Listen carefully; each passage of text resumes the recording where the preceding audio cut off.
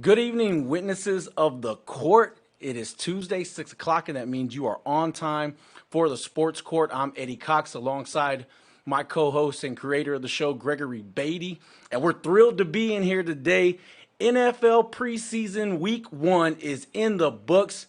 And I don't know about you, Greg, but to me, it almost felt like regular season week 1. I've been itching for these guys to get back out there, and particularly to see our teams, the Cowboys and the Texans, perform. There's new things on the horizon for both teams. The Cowboys are getting Dak back. The Texans, amongst all this turmoil, there's a little bit of bright light shining as somehow, some way, the coaching staff seems to know what they're doing over there. We'll get into that. Things looking different than they looked in the Bill O'Brien area. The Astros, they're gearing up for a home stretch run at the end of the season here. They're going to need to string together some series wins if they want to hold off the A's, who they're going to have two. Night. Yeah, I know. There was a very tough loss. They lost 7-6 to the Kansas City Royals. Kansas City storms back late.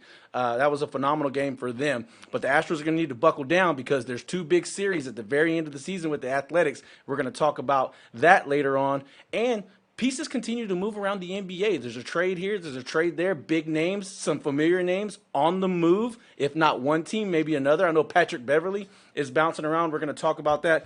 But first, guys, I want to mention something. You are not playing with John Morant. Get out of here. Yeah, it ain't happening. I want to mention something going on this Friday. It's the Luke Arnold Memorial Golf Tournament.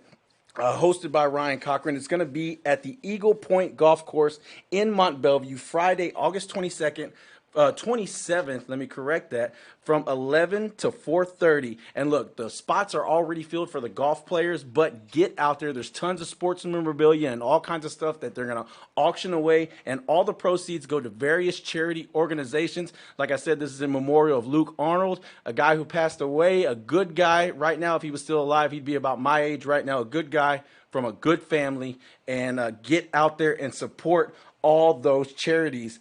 Now, first off, a big cut was made today. NFL teams had to get down to 85, and a big name was let go in Jacksonville. Tell me who that was, Greg. Tim Tebow was let go today. And, Eddie, you know what? It's not a surprise. Now, if you watch the video or the highlights of the Jacksonville game the other night, and obviously, we're going to talk about the rookie quarterbacks and Justin Fields and Trevor Lawrence and Zach Wilson and Trey Lance and the quarterback competitions and things like that. But Tim Tebow looked like, at least in the first game, he looked like he did not belong on the football field playing tight end. Did you see the whiffs that he was giving as a blocker?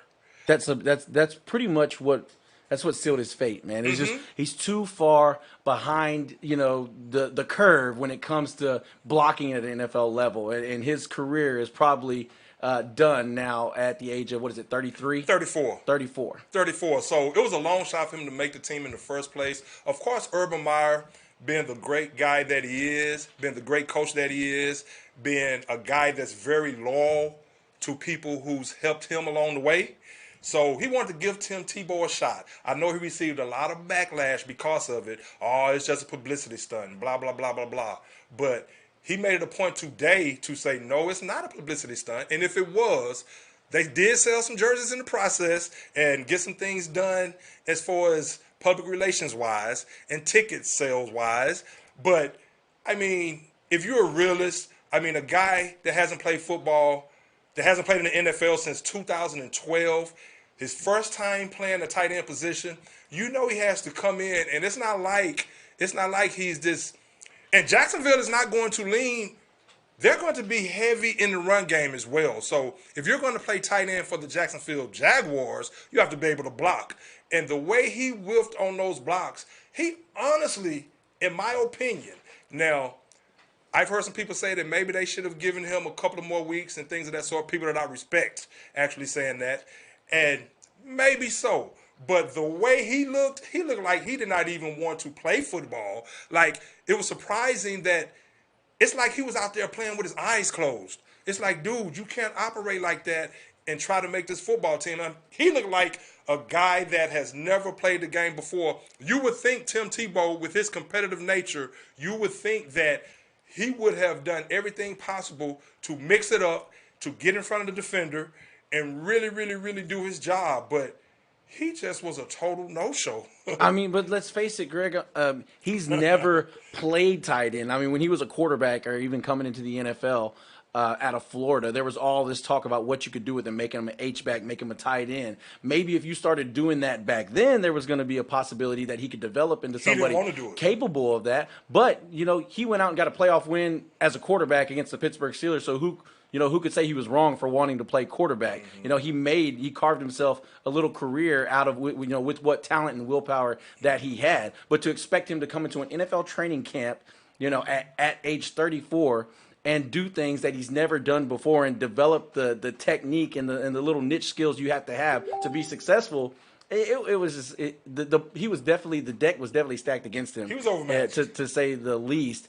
But it's almost like, has he even been in camp practicing and going through blocking drills, because he looked like he had no clue. Well, I mean, just imagine. I mean, that'd be like, it honestly would be like me or you trying to get out there and do it. These guys have been, the defenders have been playing defensive line, ever since high school or junior high. The guys who are typically playing tight end or are blocking on the offensive line, they've been doing that for a while. It's just highly irregular for somebody to come in and develop those skills right away or be good enough to be serviceable. And particularly when you have a rookie quarterback who's going to need all the help and all the protection that he could get. I don't think Urban Meyer would be able to sleep at night if he thought there was ever going to be a situation in an NFL football game where Tim Tebow was going to be blocking the backside of Trevor Lawrence.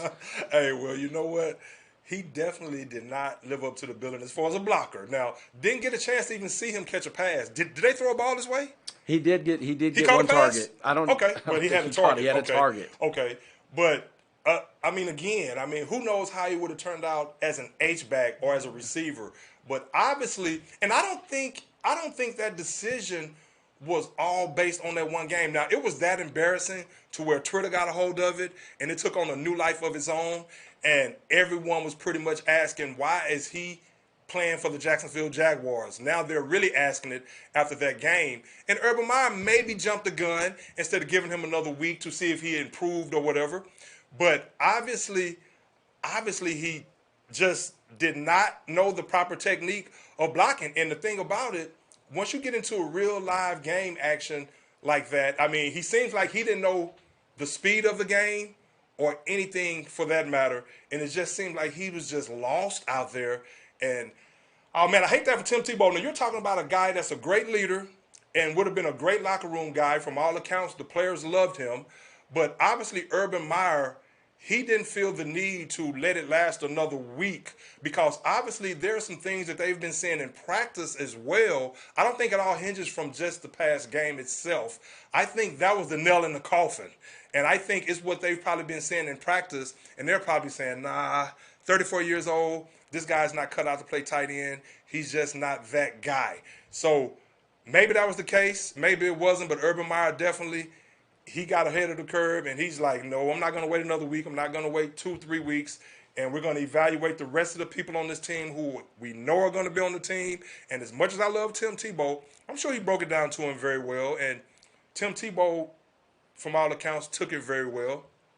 But watching that tape, man, it almost makes you wonder, was he trying to sabotage himself? I don't think that was the case. Tim Tebow is a competitor, no. and I definitely don't think that was the case. You're just seeing somebody who's just trying to do something at a professional level who just doesn't have the skills. Was just outmatched. Yeah, to do so. I agree. Plain and simple. I agree. And you know what? I got to give credit to Urban Meyer for making the move when he did. I think a lot of people expected him, or like he's getting criticized now. Maybe you give the guy more time. But let's face it, there's already... Well, I heard Marcellus Wiley say that. Okay. A guy who I respect. But it's already going to be an uphill climb for Urban Meyer. He is out of his element being in the NFL. He's had a lot of success in college, but the NFL is a different animal. And he's got too many things on his plate to be worried about or to put too much energy into thinking about how long he keeps Tim around. Mm-hmm. Once he realized that there are 4 or 5 other tight ends on this roster that are better than him and are going to continue to be better than him, then there was no sense in wasting any more of his time and any more of the team's time, him being Tim Tebow. Well, it's especially when, of course, you have Trevor Lawrence, who we're going to talk about in a second, but especially when you're going to really lean heavily on the run game and your tight ends has to be able to block at a high level to really make that offense click. So Tim Tebow, hey, but you know what? I give him credit for trying. I do give him credit for trying. This is not a knock against Tim Tebow. He was outmatched, and he was just out of his element playing tight end, a guy, again, that hasn't played since 2012. But I like Tim Tebow. I like the heart that he has. I like him as a leader. I like him as a person from what I know of him. And I like the fact that he was willing to go out there and try, even though he didn't try that position maybe when he probably should have. And when he got cut in 2012, or his last time playing in 2012. But the fact that he was given an opportunity, you got to credit Urban Meyer for that, and the fact that he was willing to give it a try. So kudos to him for that, and I'm sure he'll be just fine. Now, he's going to fall right back into his position at ESPN, doing what he does or whatever, and he'll be just fine. hey, so now while we're talking about the Jaguars, very first play of scrimmage, Lawrence drops back to pass, and what happens? Sack, fumble, and now here's the talk that everybody's been wondering. Is Trevor Lawrence going to start day one? Should they start him day one? And if they can't protect the guy, does he have any business being out there until they can? Greg, what do you think? I know you're a big proponent of the guy starting and playing right out of the bat. But let's be honest here. The Jags' future for the next 10 years is riding on this guy. And if he's a failure, then it's going to set them back, a half a decade or more. What's the move if they feel like that they cannot keep defenders out of the backfield? Well, he's definitely going to start day one, and that's the thing I have in my mind. People are questioning whether Justin Fields should start day one and whether they should hold him out. And it's interesting that you asked that question because they're not saying the same thing about Trevor Lawrence, who I love. Trevor Lawrence is my favorite player in college football, along with Justin Fields. Their tenure in college, but they're not asking the same thing about Trevor Lawrence, except you right now, Zach Wilson, and of course Trey Lance, who they're, of course you have Garoppolo. And of course the Bears have a team that's already, the defense is stout. But Trevor Lawrence, what they're going to do, yes, I do think they should start him day one because that's inevitable. I mean, a guy that highly touted, if you look at guys like Troy Aikman, Peyton Manning, guys like that, they're just going to start day one. That's just how it goes because if you don't start him day one, when are you going to play him? What, week 3, week 4? Your roster is set. Now, granted, you will be able to have some continuity with the offensive line. And if you're saying that maybe they'll be able to gel within the first few weeks and get better as an offensive line. But some of those things, too, Trevor Lawrence, he has to be able to recognize. I think as the game went on, the time he was in there, he picked up a blitz, was able to get the ball out. And I'll say this. I love what I saw from him as far as from all these rookie quarterbacks, and we'll talk about it in a second, but he looks the part.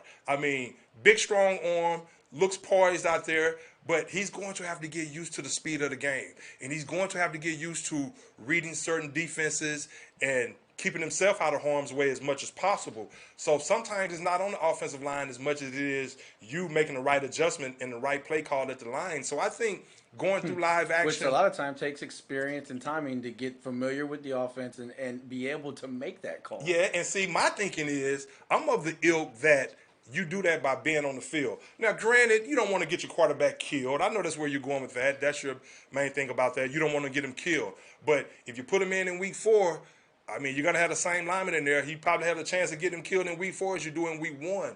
So I've always been of the ilk. Get them through live action, get them in live situations, get them used to the NFL speed. Because, they can sit. Now, it's been plenty of situations where guys have sat on the sideline and actually came in and did some things. You could talk about Steve McNair. You could talk about Patrick Mahomes, who actually was playing behind Alex Smith, who had just made it to the Pro Bowl the year before. So then you can talk about Aaron Rodgers, of course. He was behind Brett Favre, a Hall of Famer. But I like Gardner Minshew. But Trevor Lawrence is going to be the starter. And I think you put him out there. He's agile enough to protect himself, get himself out of harm's way, use his legs, and you put him in there and pray for him. Now, I know that's easy for me to say. I'm not the guy writing the checks. But again, they're going to lean heavily on the run game and try to help him out in that regard. But he's just going to have to go through live bullets and live action and figure it out. They went and brought in wide receiver help. They brought in Marvin Jones. They really like what they have in DJ Shark Jr. and Laviska Shenault. I'm all for Trevor Lawrence going out there and starting if he's ready, if the team is ready. I just feel like if you have a guy in Gardner Minshew who can run the offense and who's capable, And if you put him out there in weeks 1, 2, and 3, and the offensive line seems to hold up, then you feel a lot more comfortable about trotting Trevor Lawrence out there in week 4. And a few games of playing the backup and holding the clipboard is certainly not going to stunt the kid's development. No, well, you know what? And, that's very logical what you're saying right there. And I'm not disagreeing with that at all. But you know what, too, Eddie? The politics of a situation like that, I mean, when they drafted that guy number 1, he was immediately inserted as a day 1 starter. And I don't even think they thought twice about, hey, well, maybe we should wait and see what the offensive line does. I mean, like I said, the same thing with Peyton Manning and the same thing with I mean, a guy like that, public relations-wise, and the politics of it, once you draft him, a guy that highly touted, I mean, just the optics of it, he was a day 1 starter in the NFL.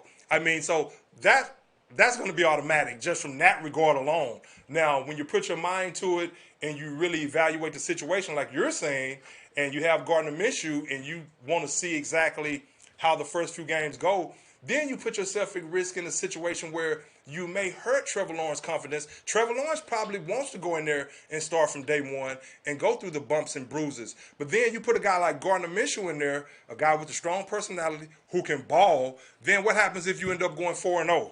And then, so you keep Trevor Lawrence out for the whole year? Think about this, Greg.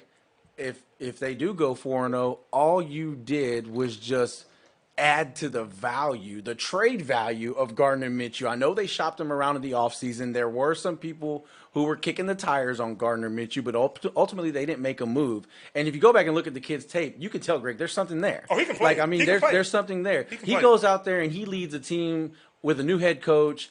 They're not going to be in the toughest division, but there are some teams with some good defenses and with some good offenses. We talk about Tennessee on the offensive side, Indy on the defensive side. There's some good teams in that division, and if they end up winning 4 of their first 5 games or something like that, I think teams around the league are going to come knocking and say, hey, is Gardner Minshew available and what's the price? Especially if there's an injury somewhere with a contending team or, hell, with any team. Yeah. You know what? I mean, hypothetically speaking, I mean, that sounds, but again, like I said, in a situation like that, or he goes out there and stinks it up, and then you have no trade value whatsoever. Right. But again, Trevor Lawrence, number 1 pick, he's going to start from day 1, just like a Troy Aikman, just like a Peyton Manning. That's going to be that. Again, I like the throws. I mean, his physical ability is never going to be the question. He can make every throw. But again, what I was interested in seeing and watching these guys was their poise and where they're going to look rattled. And he didn't look rattled, even though he took an early sack. And, again, it's the first game, live action, the NFL, and let him learn through the fire. And of course, he will definitely be starting week 1, and I'm a proponent of him starting week 1. And hopefully that offensive line will be good enough he's going to take his sacks. Everyone is going to take sacks. It's not going to be an offensive line that's just that great to where the quarterback doesn't get sacked. But what he has to learn, again, going through the process, he has to get used to the speed. He has to get used to these guys coming off the edge, these guys shooting the gaps. And he has to get used to what checks he needs to make at the line and things of that sort to keep himself out of harm's way, get the ball to who he needs to get the ball to. And I like Marvin Jones. That's going to be a nice connection right there. I like Marvin Jones. Dude, let me tell you, man, I'm rooting for Jacksonville. I like Jacksonville. And, of course, they're in the Texans division. I know you could care less about Jacksonville, but I like Trevor Lawrence. I like Urban Meyer. I got an ex-college teammate that's coaching the defensive backs there, Tim Walton. And so I'm pulling for Jacksonville. I've liked Jacksonville ever since your boy Jalen Ramsey, ever since he's like, we going to the Super Bowl and we going to win that hoe. I thought that was comical. But, hey, we'll see what happens. But anything about the other quarterbacks, the rookie quarterbacks that you want to talk about? Well, I didn't really get a look at anybody but Lawrence. Okay. I did get to get a little bit of look at Dwayne Haskins, though he's not a rookie. I feel like his career is starting over in Pittsburgh. Things are on the horizon there. He looks the part in Pittsburgh. Got a little bit of look at Davis Mills. I thought, when you talk about the word at a Texans training camp, Davis Mills off to a really slow start. I mean, we'll talk about those other rookies in a second, so I'll talk about them. Yeah, he's struggled to get going, but, in game action – although he did have an interception, in game action, he looked fairly comfortable and I agree. Looked like maybe he was starting to get a grasp of what Tim Kelly's trying to do there in Houston. It wasn't a bad outing at all. Certainly a lot more promising than what you've seen from him at practice. But as these weeks go on, I'm gonna get a better look at Zach Wilson. I'm gonna get to look at Justin Fields. Now I didn't get to see anything but the highlights of Justin Fields. But from what I've seen, I mean, he's clearly talented and he's clearly got skills that just jump off the tape. You know. Yeah, I think he should be the day one starter. He's very absolutely. Now with him, they're just more nervous about keeping him healthy because throughout his career, he's had bumps and bruises, and at the NFL level, those bumps and bruises can turn into month-long, season-long injuries, and they don't want that with the kid. Right. And like you said, I mean, maybe they want to see a team like Chicago who has a serviceable backup and Andy Dalton. Maybe they want to really make sure that he's under. But like I said last week, it's all going to hinge on what he does in preseasons. But game one, but we'll talk about that in a second. I want to mention what you said about Davis Mills. One thing I like about Davis Mills, he seems like he's going to be a gunslinger. He definitely has the arm strength. He has the arm strength, the quarterback out of Stanford. He did throw an interception, but the arm strength and the arm talent is there. So between him and Tyrod Taylor, we shall see. Of course, Tyrod Taylor will get the nod if Deshaun Watson is not there. Right now, it doesn't seem like Deshaun Watson is going to be there in game one. Some more stuff came out about the FBI is now investigating him. Now, of course, Busby, he picks a time like this to bring that information to the forefront. Who knows if that's a tactic of his as well, realizing that the NFL has not ruled on anything regarding Deshaun Watson as far as a suspension. So he's going to keep the pressure on the NFL to suspend that guy, not for 4 games, not for 8 games, but for the whole year. Now he's talking about how the FBI is involved and things of that sort. But the quarterbacks for the Texans seem like they're going to be just fine. Of course, they're not going to be on Deshaun Watson's level. Let's not kid ourselves. But Tyrod Taylor, a nice veteran, and I like what I'm seeing from Davis Mills. And to stay on the Texans for a second, I also like what I'm seeing from Lovie Smith and that 4-3 defense. He's putting all these guys in a position to succeed. These guys are in their natural positions, and they're making plays. You look at Blacklock. I mean, he's coming on. He was a first-round draft pick last year, wasn't he? Well, actually, a second. Second-round draft pick out of TCU. He was the pick that the Texans used, that second-round pick that they got in the DeAndre Hopkins deal. Okay. They used that pick to draft Ross Blackhawk. So big expectations, whether they're fair or not for the kid, really big expectations because you've got to make an entire fan base feel better about a crappy trade. Right. And whether or not that's fair to the kid, I mean, clearly it's not. Yeah. But he struggled in his first season. And under Bill O'Brien, a lot of rookies seem to struggle. It seems like for whatever reason, rookies just don't have success with Bill O'Brien being their coach because he doesn't. And he doesn't even like to play rookies. Exactly. It seems like he has no trust in them at all. Instead of trying to instill confidence in them, it was almost like he was putting doubt going against the grain, in their just minds. To be going against the grain. And you wonder why so many of these guys struggles. The picks that were actually valuable That's or what had we call talent in the hood. We call seem that to hustling struggle backwards. And then if they can play them. Other guys they draft that had no business being drafted. But I think there's a new energy around the Texans when you talk about just the team. Of course, the media, what they're all focused on is Deshaun Watson and the civil lawsuits and all that. But the team, if you look at how the team operates, they're starting to look more like a band of guys that are actually moving together. You look last year and even in the year before that, there was always divisive moments in the locker room, whether it was, comments made by Bob McNair, whether it was struggles between the head coach and players on the team, or whether it was, and I'm drawing a blank right now, but there's been several things that the Texans have had to deal with, when it comes to their locker room and their culture. Right. And now you can clearly see that there's a culture change on the horizon. Now, David Culley may not be a world beater when it comes to head coaches in the NFL. Hell, nobody came knocking on his door for 2 decades. Right. However, he does seem competent in what he's doing, and he does have this team seemingly all on the same page and not focused on the distractions that are outside of practice and that are outside of the facility. And you got to give the guy credit for that. Yeah, you do. You do. Now, he's a player's coach, from what I understand, and he's a guy with a personality that the players gravitate to.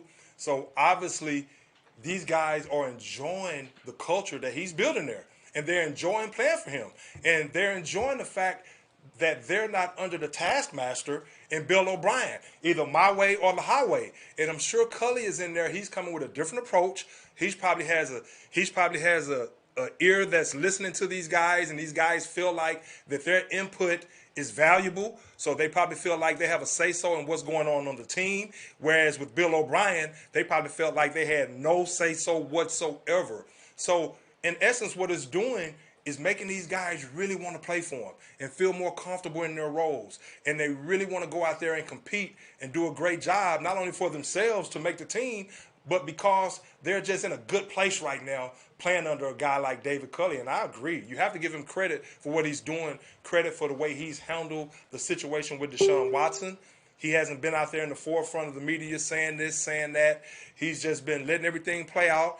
But obviously these players, and then you add a guy like Lovie Smith on the defensive side of the ball. So obviously he's surrounded himself and he's delegating some of that responsibility to his defensive and offensive coaches, and he's letting them do what they have to do to lead these players. And he's being the leader. He's overseeing everything, and he's being the guy that's going to make the final decision. A guy like Lovie Smith, a guy who's been to a Super Bowl. So you know he has instant credibility when he walks in the door. So you have guys on the defensive side of the ball that see that. They realize that you have a guy that's been coaching in the league for as long as he has with that kind of success. And so when he talks, everyone is going to listen because he's led some great defenses in this time. With the Bears, led them to a Super Bowl again. But, I mean, what they're doing, what Lovie Smith is doing on the defensive side of the ball, he has these guys playing. We're talking about Blacklock. We're talking about Blacklock. Don't say what I thought was about to come out of your mouth. What did you think I was going to say? Say it. Something that can't say it. Oh, no, I was going to say Blacklock. I have a homeboy named Blacklock, actually. Blacklock. But Blacklock, now they're playing him at a 3 technique. Yeah. They're playing him at a 3 technique. Yes. That's if you remember, J.J. Watt made a lot of hay at the 3 technique. Yes, he did. With Wade Phillips. But just here's the deal with that defense. In the years that Bill O'Brien was transitioning from Brian Gaine to himself being the general manager, they sort of lost touch with the ability. First off, he's not a very good talent evaluator, period. But there was a disconnect. There was a disconnect in the ability to evaluate what type of player fits into your scheme and what type of player can have success. You see so many players, I mean, they'll come into the Texans organization and then move on and end up having success somewhere else, starting somewhere else. Yeah. Look at what David Questenberry was able to do. Cancer that almost took his career away. He comes back, ends up getting cut by the Texans, moves on, starts some games for the Tennessee Titans. That's just one example. There's multiple examples where players are in the Texans organization, but they don't know how to use them. Right. And Lovie Smith has come in with a scheme guys in their right positions that says, hey, Lonnie Johnson, I know they drafted you because of your physical attributes, but they had no clue what to do with you. This is what I'm going to do with you, son. All right. And then he's got the same thing for Justin Reed, Zach Cunningham.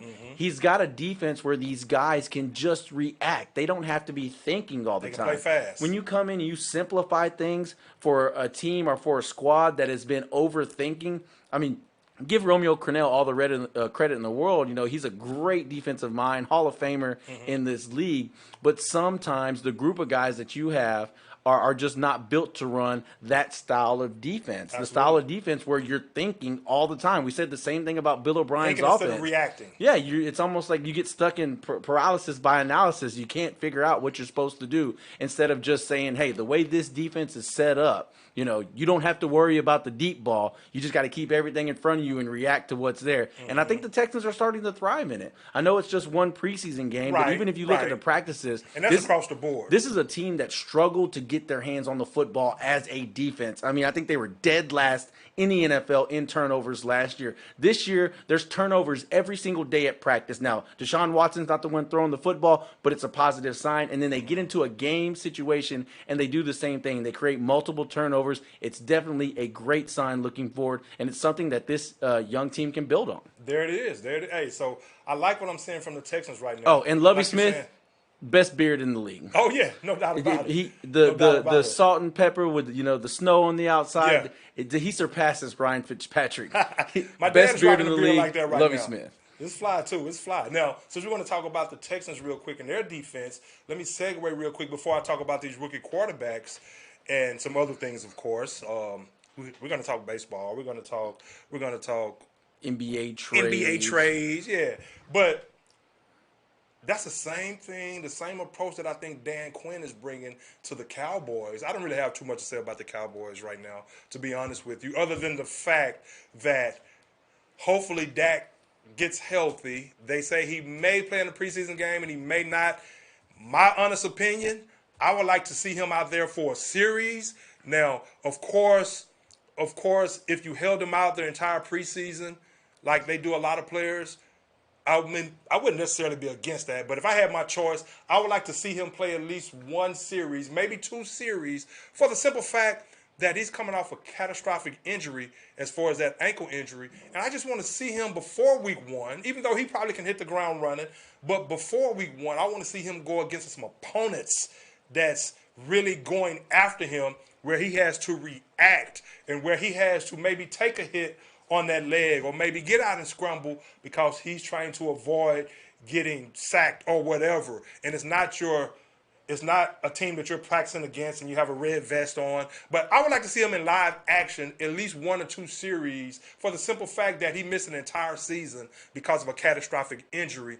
And I think that would bode well for him if he took a hit or whatever, or got out and ran and had to use some kind of escapability or just whatever against a live opponent that's trying to beat him. 1 or 2 series, I think that'll help. I mean, pray for him when he goes in there. I mean, of course, you're paying him millions and millions of dollars, but he can go out there in the first series in the regular season and get hurt as well. If he's out there and he's not really feeling comfortable with guys around his legs when he's in the pocket because he hasn't been through that yet, even if it's just for 1 or 2 series, and that's his first time doing that, who knows? He may be more susceptible to injury like that. So I say if he's able with that arm, if that arm heals, hopefully it does. Hopefully that's not more significant. They say the second MRI came back clean to where he's healing good. But if he is healing good and he's able to play that last preseason game, a series or 2, I'm all for that. Now, as far as the defense, real quick before we move on, the defense, I'm going to tell you a guy, Eddie. Now, Dan Quinn is a guy who I think is going to put these guys in a position to succeed as well because they're going to play fast and he's going to utilize these guys' strengths, in my opinion. But I'm going to tell you a guy who's flying under the radar who seems like he's finally gotten his off-the-field life in check, and he really values and he's really, really, really understanding that he has a golden opportunity in front of him, and he's maturing. He's getting older, and that's a guy by the name of Randy Gregory. I think you turn him loose this year. Randy Gregory on the opposite side of DeMarcus Lawrence. I think Randy Gregory has at least 10 sacks this year, maybe 12 sacks, and I think he can be that special. I think he's a guy that can cause that much havoc in the backfield. And, of course, we know about Micah Parsons, Trayvon Diggs in the secondary, of course, Jaden Smith, Van Der Esch. So the Cowboys have some players on the defensive side of the ball. And I think Dan Quinn is going to put them in the best position to succeed, and they're going to play fast, and he's going to bring out the best in those guys. But I'm going to tell you, again, watch out for Randy Gregory. He's going to have a breakout season, and I say he gets at least 12 sacks.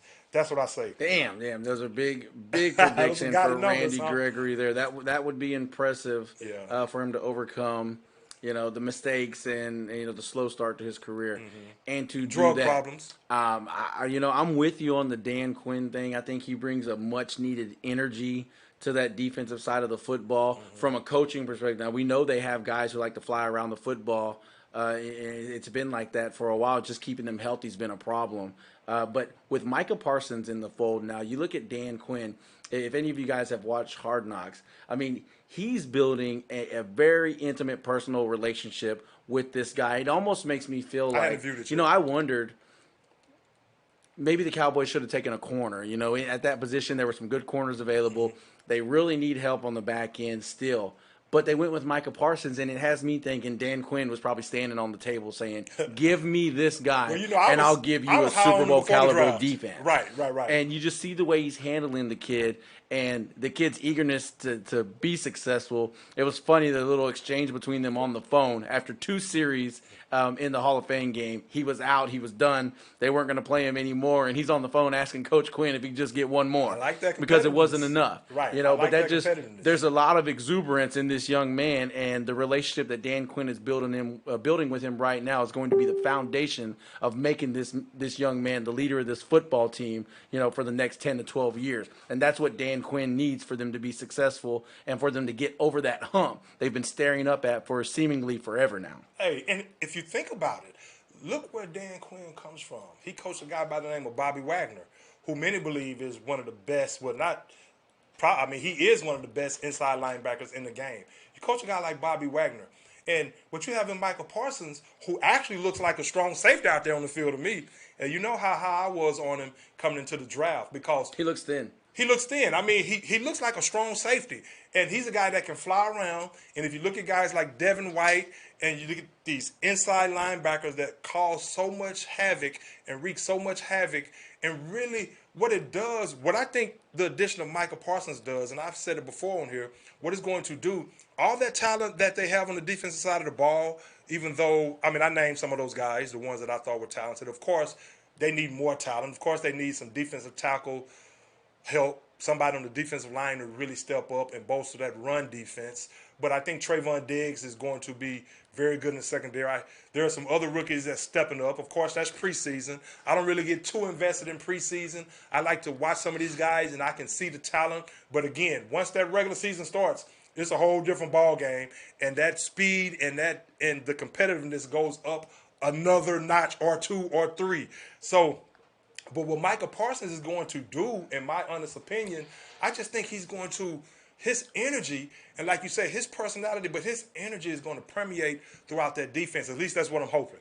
And with the addition of, with the coaching and the tutelage of Dan Quinn, and I think it's going to permeate throughout that defense. They're going to see him running around making plays. And, of course, it's going to help bring up the level from Jalen Smith even more so than he has thus far, even though he's been a very good player.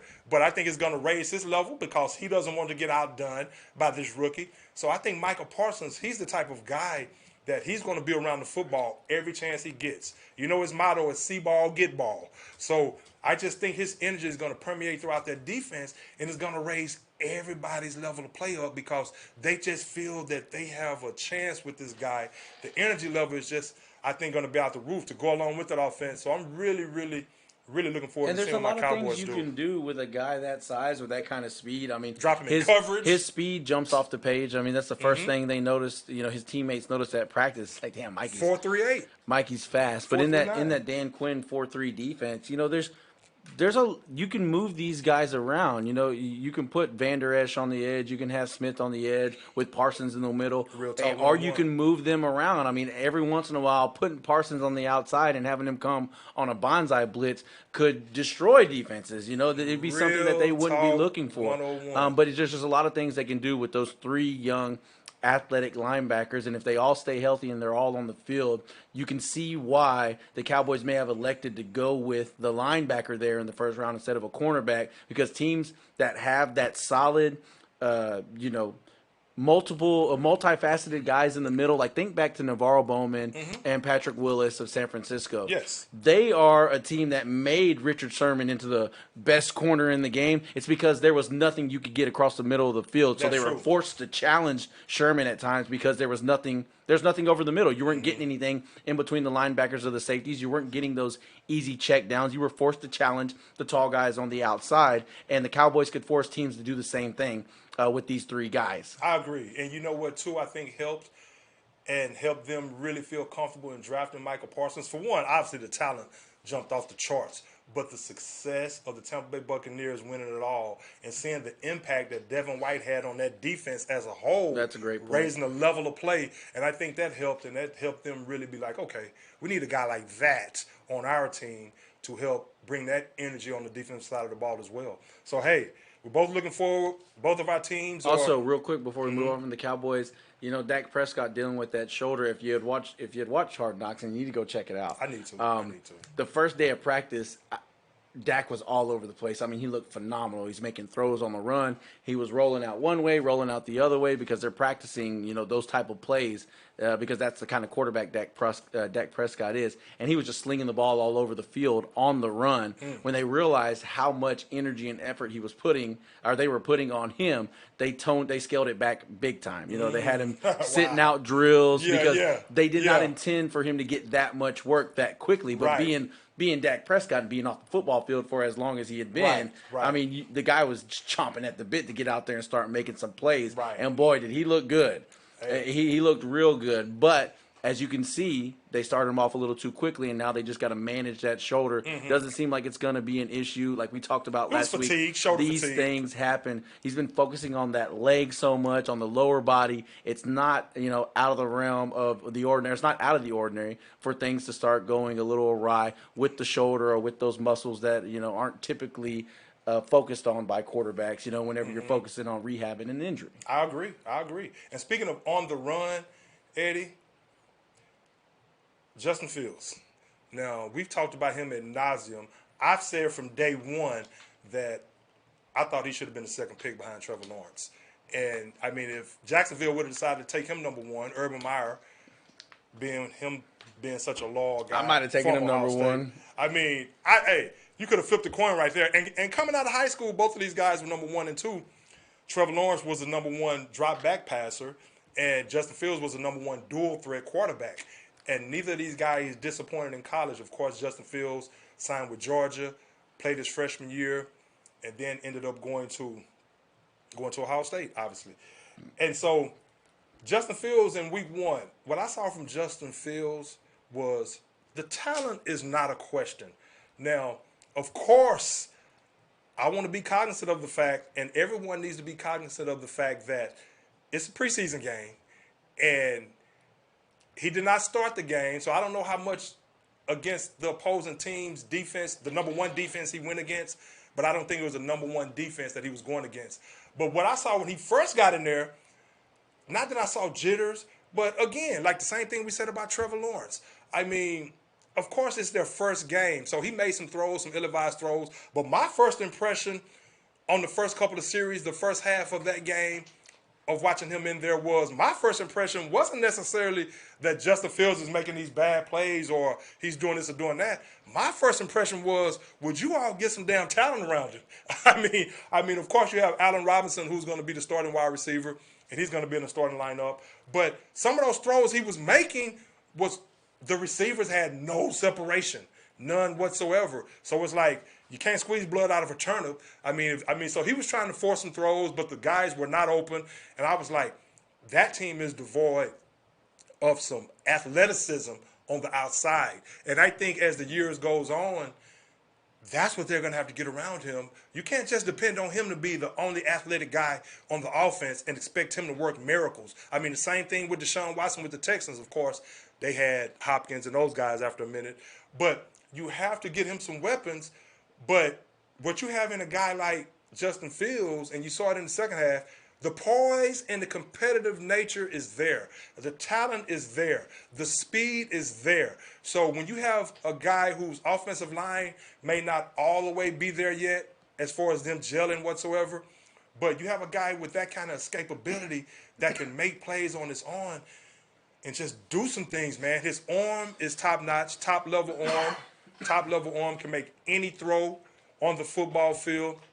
And the guy's just a gamer. He's a gamer. And it's going to be very hard for them to keep him out of that lineup for too long. Now, I know Nagy is saying all the right things, and they're probably going to go with Andy Dalton to start the season. But, of course, the fans of Chicago and the media, they're chomping at the bit to see Justin Fields start week 1. Right. If you're Matt Nagy, of course, he has to win this year.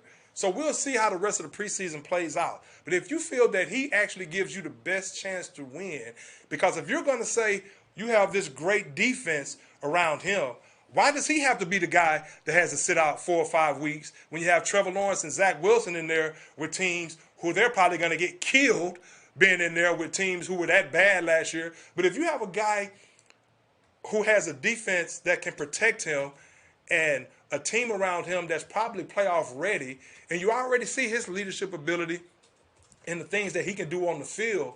I mean, if he gets a grasp and things start slowing down for him, he already said that it wasn't as fast as he thought. Now, one thing I'll say about that, his comments about that, I like them for the simple fact he's being honest and he's telling the truth. He's saying, at least from his perspective, he's saying what's on his mind. I can vibe with that. You know I can vibe with that. Anybody saying what's on their mind, I can definitely vibe with that. And I'd rather for him to be transparent and be honest than to get up there and be phony. But the thing he has to be cognizant of, and he has to, you know those saying, pick and choose your battles? Because granted, they're going to be gunning after him regardless. That's how it is when the season really starts. But you have to watch what you say. You have to be mindful of what you say in the simple fact that you don't want to give these guys extra motivation, that extra oomph to, like, if they do get you in their grasp, that extra oomph to drive you into the ground just that much, just to show you that, no, it is faster than you thought. Being the quarterback, I mean, guys are going to come after you. They're going to try to put it on you.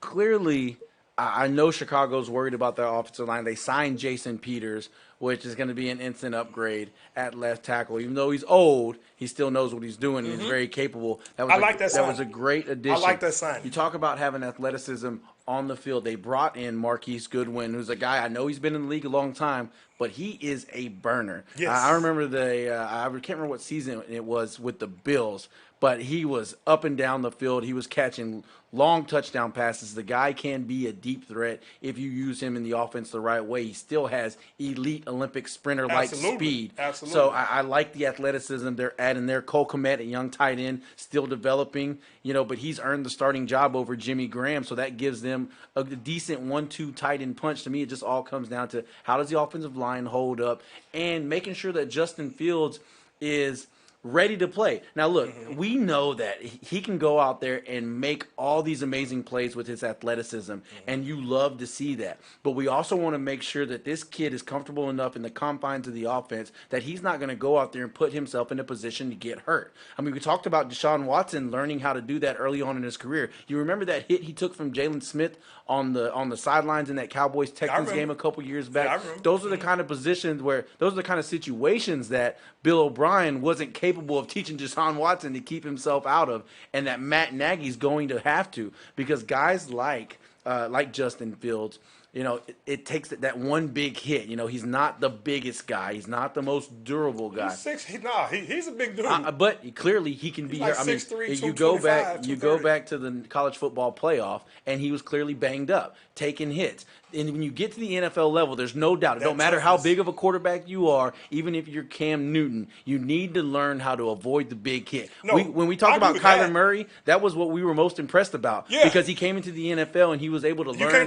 how to not take the big hit. Matt Nagy and the coaching staff over there in Chicago, you want to talk about Justin Fields starting day one, he's certainly capable. They just got to make sure he's not going to go out there and get too loosey-goosey and end up hurt. And not too confident in the fact that, hey, it's not as fast as I thought.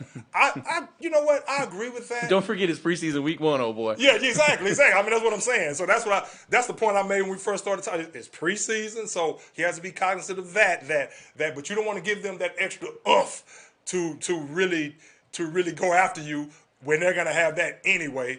But so you just have to pick and choose your words carefully, pick and choose your battles. And again, he's a young guy. He was being honest when he made the comment on how he felt, being confident in himself. But one thing, to your point about what you're saying about Justin Fields, now, he has to learn how to slide. I mean, that's coaching 101 right there. I mean, that's quarterback 101. He should know better by now that you can't take those hits.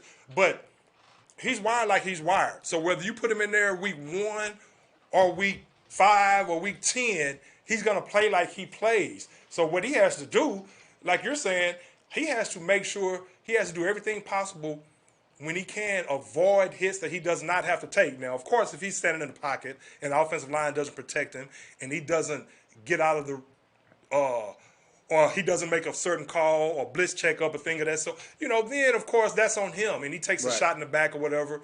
And one thing he does, though, he has those eyes in the back of his head. He has those eyes. He has that great vision to where he sees what's around him, and then he just outruns everybody. And he makes things happen with it. He makes things happen with his legs. So he just has to learn how to get out of bounds when he's near the sideline and slide when he's approaching someone that's trying to take his head off. I mean, multiple. And that comes with playing the game and experience. Yeah, there are several. And getting used to the speed of the NFL. There are several different scenarios and situations where he's got to learn. To live and fight another down. I mean, I keep bringing up Deshaun Watson because these are going to be two very similar quarterbacks. I mean, when you look at the highlight reel from Justin Fields, he's got plenty of D4, in him. He does. They're very similar. That's a great comparison. And we struggled here in Houston getting Deshaun Watson because your whole career, when you're Deshaun Watson, when you're Justin Fields, when you're someone that spectacularly, gifted with athleticism, you're used to being able to create magic. At every level you've gone from high school to college, you've been able to create that magic. And you can create it at the NFL level. You just can't go after it on every single play. He just has to learn self-preservation. Yeah, that's why learning how to stay within the offense, learning how to take the check down, learning how to throw it away, all things that we struggled with Deshaun. But as the years go on, when they develop, these skills and they learn how to do those things, and all of a sudden the sky's the limit. And you're talking about, a guy who could be hoisting the Lombardi one day. They're that talented. A guy who, when he's in the game, you're never out of it. But I'll tell you this: when he gets hit a couple of times, he'll learn very quickly. Hey, I'm gonna get out of bounds next time. I'm not gonna try to get those extra 2 or 3 yards because you just don't want it to be one that puts him out. Right. Keeps him on a bus like Deshaun Watson instead of on the plane. Right. In Jacksonville. Right, and he has to be smart enough. Again, pick and choose your battles. He has to be smart enough. He has to realize that this team has invested a lot in him. He has to realize that they're expecting him to be the quarterback for the next 10 to 15 years. He has to realize that he has to protect himself and take care of his body. And again, so he has to be smart enough to realize that and realize when he has to fight for another few 2 or 3 yards or whatever. I mean, of course, you don't want to take away from his competitive nature, but he has to be smart about it. That's what we're saying. He has to be smart about it. And I think playing the game, again, you take a few shots and you see, the game is really fast like I thought in the first few weeks of the NFL season.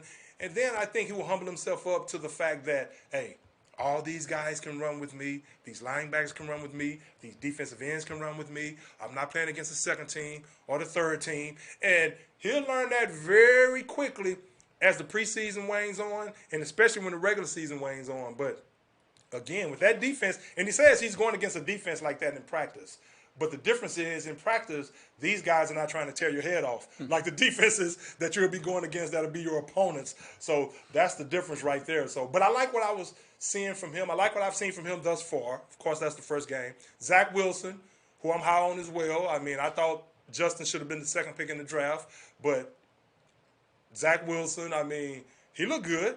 Of course, the Jets I still wonder why he's wearing number 2 instead of number 1, but I guess that's to remind himself that, hey, I was a number 2 pick, and I probably should have been a number 1 pick, but I don't know. But I just wish he would have rocked the number 1 in New York. That's what I was hoping he rocked. Not that it really matters that much, but what I saw from him was a guy that when the pocket is clean, he's good. He's real good when the pocket is clean. But when he does, I want to see him improve when the play breaks down. The play breaks down. Of course, we know they can get him outside the pocket and do some things. They did that. But when it's not a clean pocket, right? Can he keep his poise? Right. Can he keep his can't roll him out on every play. Absolutely, absolutely. So because at BYU he had a great offensive line, and you sit back and watch his highlight film, and he sits back there, and he's just picking pew pew pew pew pew. Daryl said, "Don't hate on that number 2. Number 2 looks nice." Okay. Nah, it looks nice, but number 1 looks even better. Now, I'm going to tell you, not to get off topic here, Daryl, but great friend of the show who's been in here a lot of times. I'm going to tell you who nobody rocked number 1 like myself. No, I'm just kidding. No, like Anthony Carter. Nobody rocked number 1 like Anthony Carter. But you know what? That's his prerogative. That's his choice. He chose number 2. That is nice. I do like the worst single digit. As long as he don't put on number 9, that's the worst single digit number in the world. Number 9 or number 6. Those are two. And those Tell are, that to Drew Brees. well, Hall of Famer. Those are two ugly single-digit numbers. But Zach Wilson. Zach Wilson is going to be a great quarterback. He can sling the ball around. Of course, they're a young team. But again, I want to see him under duress and see how he reacts under duress instead of that clean pocket. So we shall see. Trey Lance. Before we Trey Lance, now I didn't get to look at Trey. What did He threw an 80-yard touchdown. He threw an 80-yard touchdown. Still can get better on his footwork.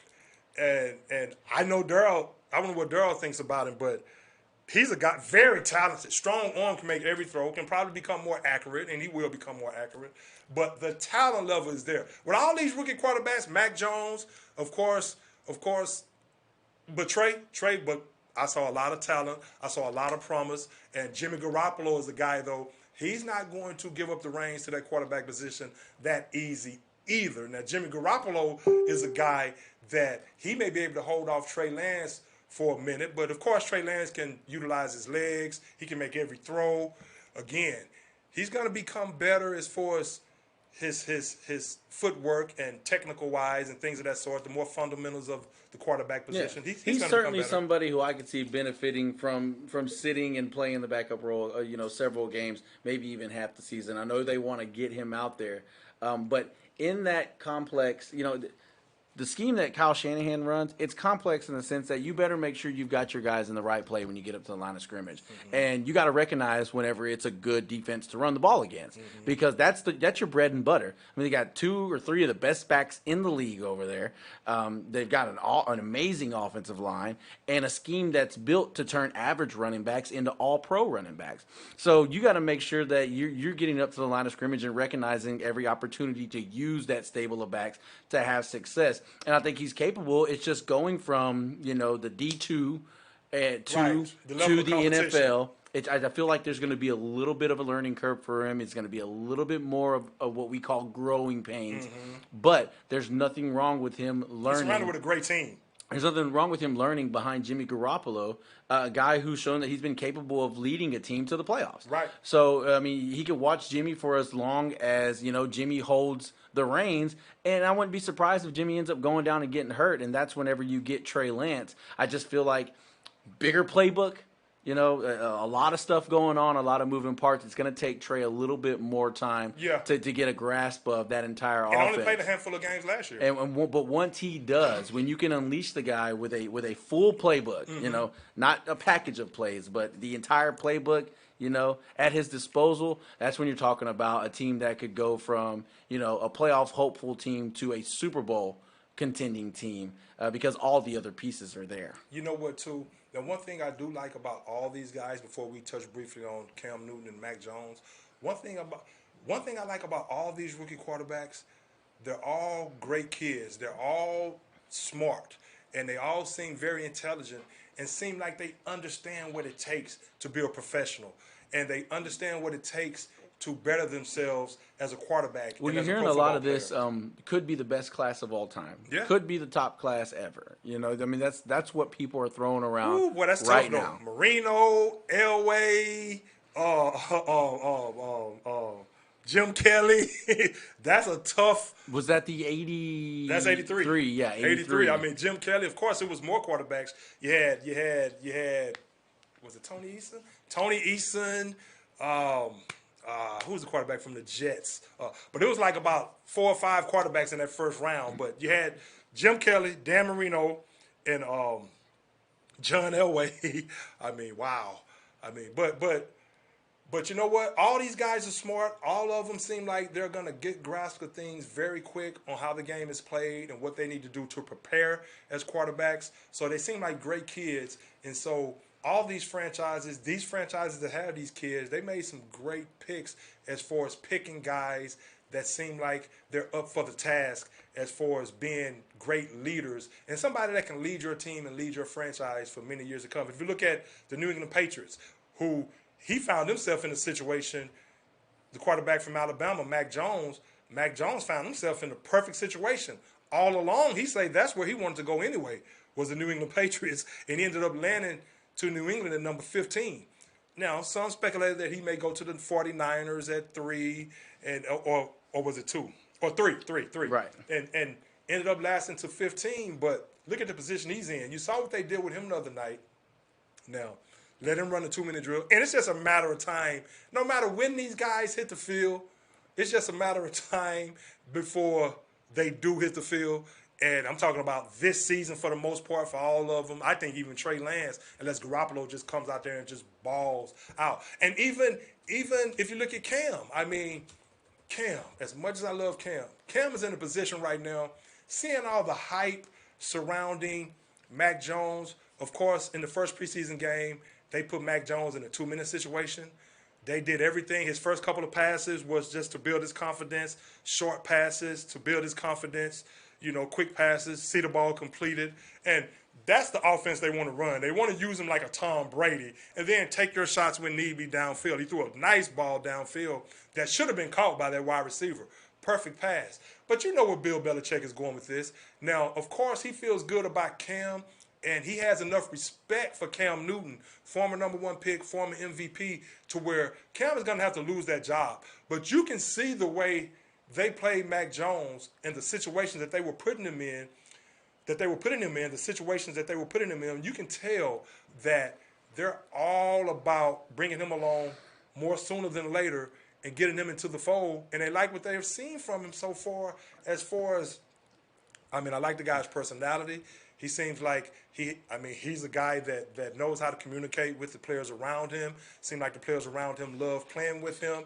So he's a guy that's going to galvanize his teammates. And he's talented more than anything. That's the most important thing. So Cam, I think Cam days in New England, he's on a 1-year deal. But Cam's starting job, his days are numbered as well. And I think Cam realizes that. Now what I do like about Cam, and we have to see it play out. Because Cam, if he has the weapons on the outside, and we'll see it play out. Let's see if Cam loses his job or if Mac Jones just takes the job from him. But I still don't think Cam is that guy well, he's definitely not the guy from 2015. That goes without saying. But Cam is more of a backup quarterback right now, in my opinion. I'll be honest with you. Now, he can get in there and utilize his legs. I don't think that shoulder is all the way back. He still has the way he throws. I don't know, man. But one thing I do like about Cam, I'm going to say this, and I'm wishing Cam well. I like Cam Newton, and I wish he can hold on to that job for as long as possible and make that rookie earn that job. But if Cam plays well, it's Cam's job. Cam is a former MVP, as I said.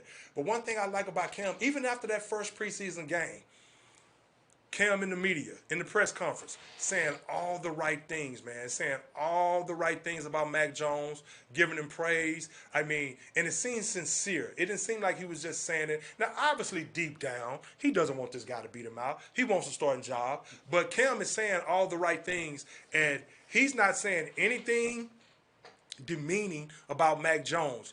And everything he said, he was speaking so highly of Mac Jones after that first preseason game. I was saying to myself, damn, Cam, you about to give him the starting job just by how glowing that you're talking about him right now.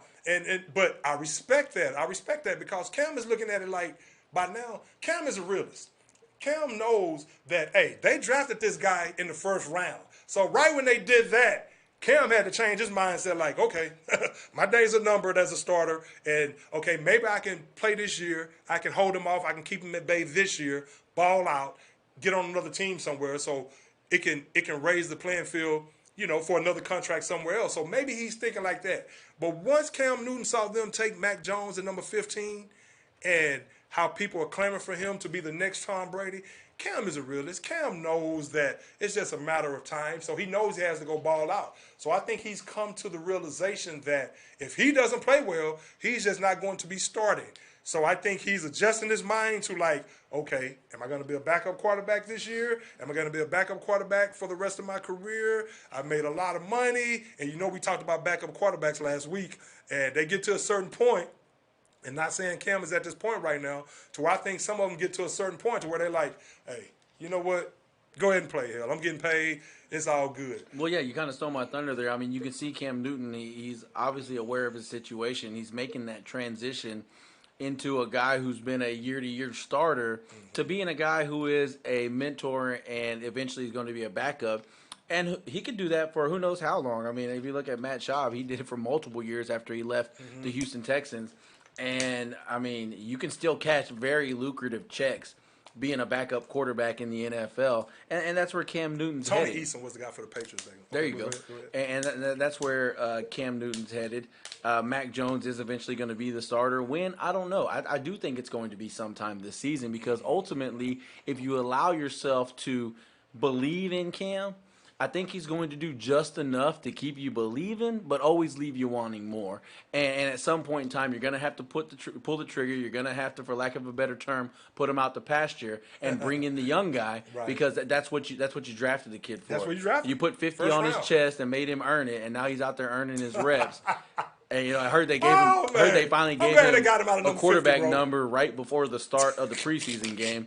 Well, whatever that did, I don't know. But here's I like the what deal. you said about Belichick. That ain't nothing He but might have Belichick, man. outsmarted his damn self on that one.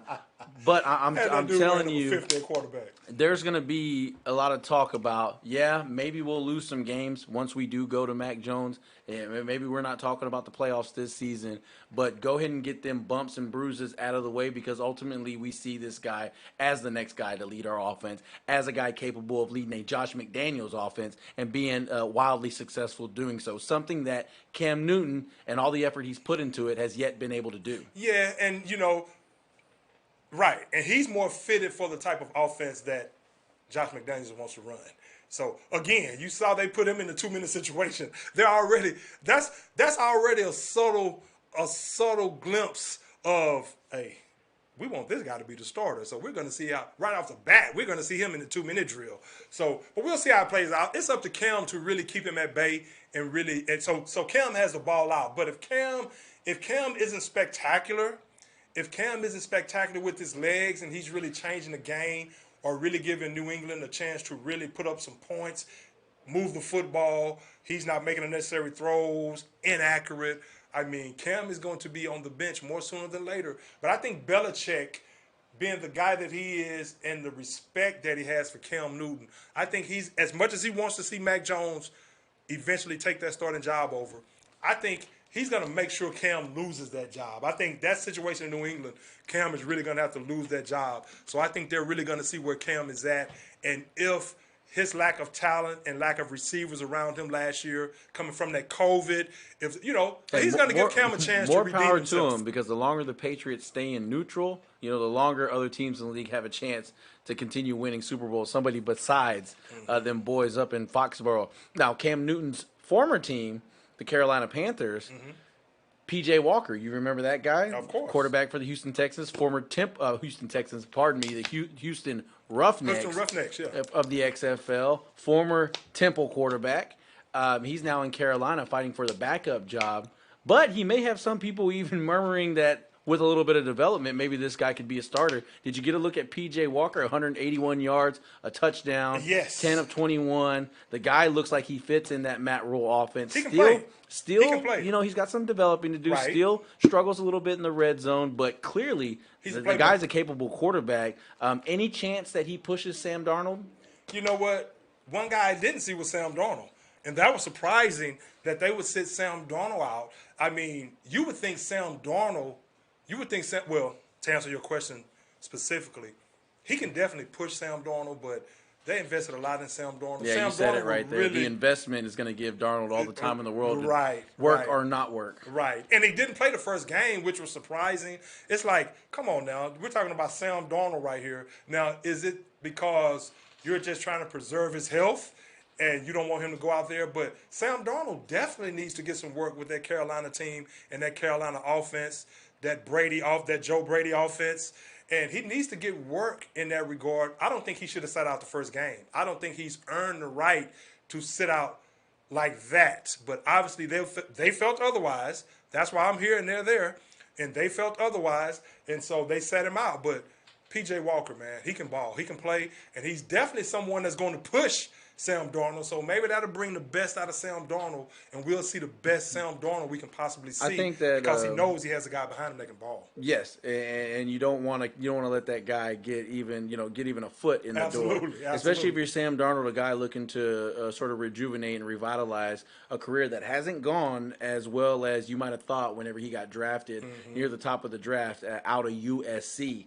But I think in that Matt Rule and Joe Brady offense, it's an offense for guys like a Sam Darnold, guys like a PJ Walker, guys that maybe if you just throw them out there and say, hey, it's all on your talent to get the job done, that maybe they would struggle. But in this offense, Joe Brady knows how to make it simple for you. Yeah, and right, he did. right. He was fantastic taking Joe Burrow from Take him to another level. a fifth round, sixth round, maybe even later pick to the number one pick in the draft. Absolutely. And Sam Darnold already possesses that type of talent, that type of body. And you get him in there, and I think the only reason they're not putting him out there, they just want to make sure the kid stays healthy. He's been banged up throughout his career, nagging injuries, mono, all this, that, and the other. Right, They're just trying to keep him in bubble wrap and hopefully unleash him on the NFL week 1 of the season. Now, I don't have any inside information. No, I mean, that sounds like that's what I'm they're not doing. thinking that he's not going to play at all. Right. I really think they could care less what at they least see week from one. him in the preseason. If they feel like he has a good grasp of the offense and they like what they're seeing in practice, There it they're going to is. make sure that he stays healthy and There that they it get is. some sort of return on their investments. But big kudos to PJ Walker. I love seeing guys with Houston ties have success, and the kid's on his way to earning this backup job and wish him maybe well. even more. I wish him well. And staying on Carolina for a second, you have Christian McCaffrey. You know how I feel about Christian McCaffrey. Loved him ever since he was at Stanford. And you have him coming back healthy this year. So Sam Darnold is going to have, and P.J. Walker, but they're going to have a great running back in the backfield in Christian McCaffrey to go along with DJ Moore, wide receiver. And, so they have some talent on that team for Sam Darnold to really succeed, especially in a Matt Rule and a Joe Brady-led offense. So I'm really looking forward to seeing what Carolina looks like moving forward.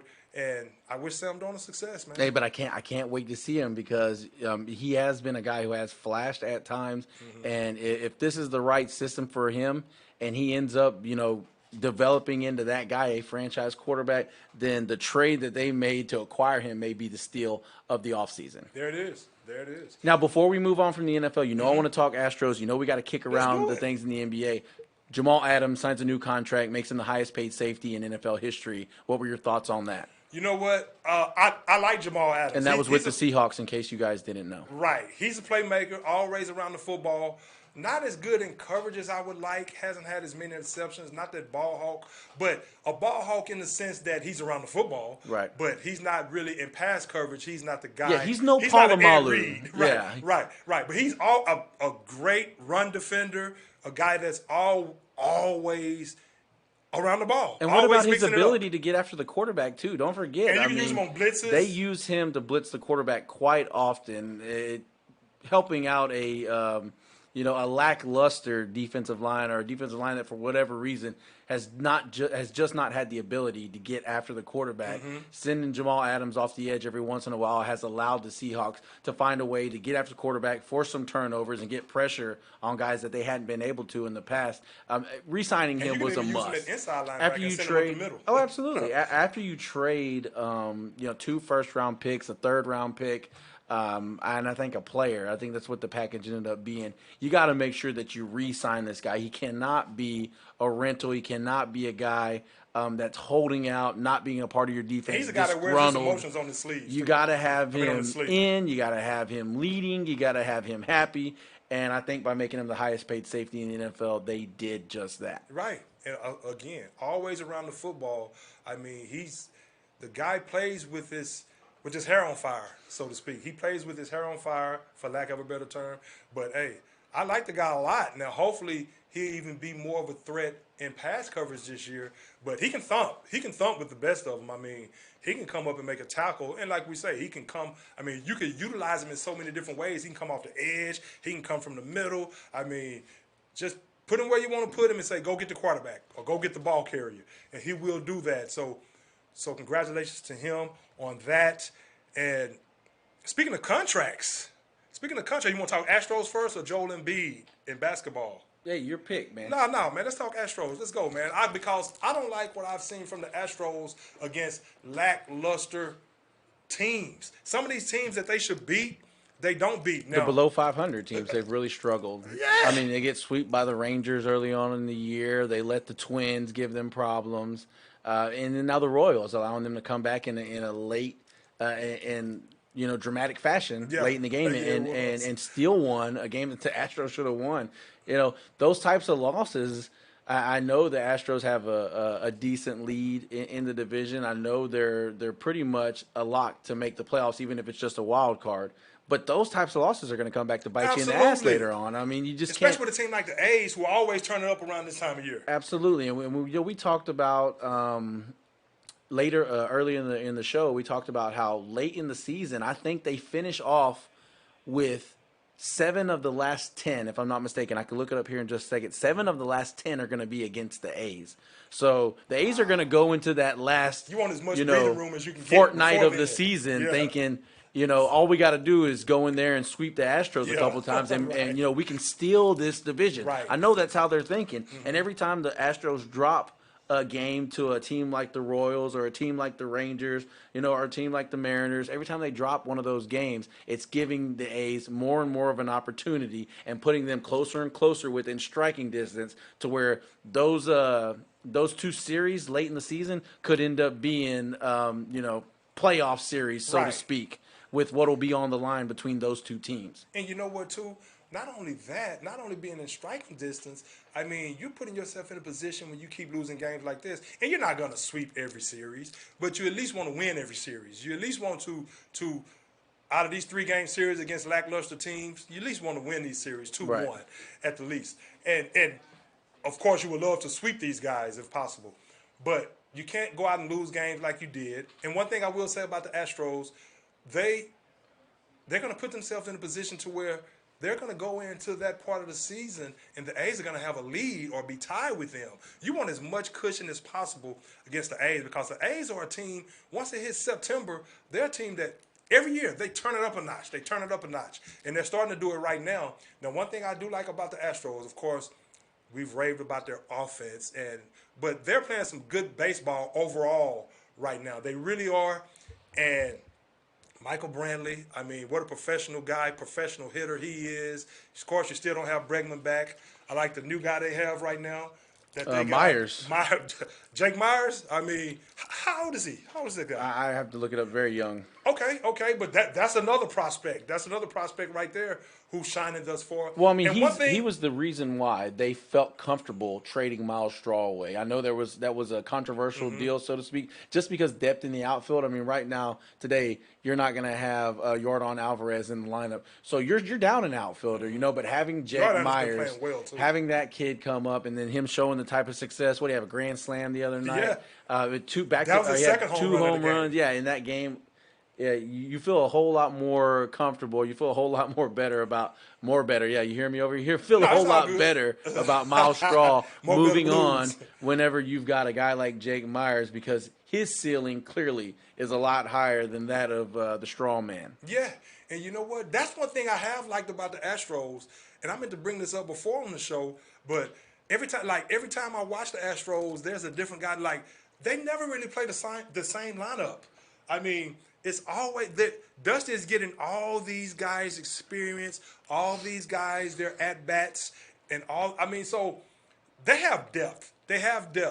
And as far as they have the best road record in MLB. And in so we case you talked were about wondering, before, 25 years old for Jake Myers. Okay, 25 years old. So the best road record in MLB. Now, we talked about before the season, how are they going to react to the booing and going on the road?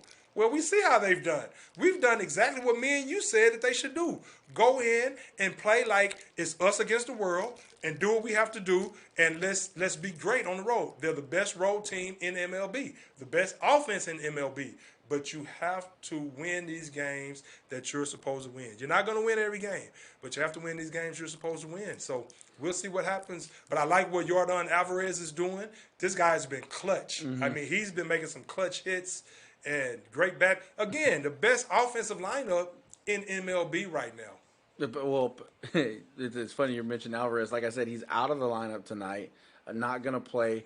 Went out last night, I think, in the 8th inning, and this is all surrounding some kind of stomach bug. Apparently, he's had it going bad on the back end or out the back end for the past couple days, and I don't think it's anything serious. Right. But it's little things like this that You worry about the guy. I Yeah. worry about Yordan Alvarez, even if it's just Like, a watch stomach your diet, bug. bro. Right, like Yeah, yeah, even like, if it's just damn. a stomach bug, it makes me wonder. You need this guy in the Yeah. lineup every single day. His stick, is that big and I that agree. important to their offense, especially now, like you said, since they are transitioning into getting some of these younger guys involved. Now, a big deal with the Astros.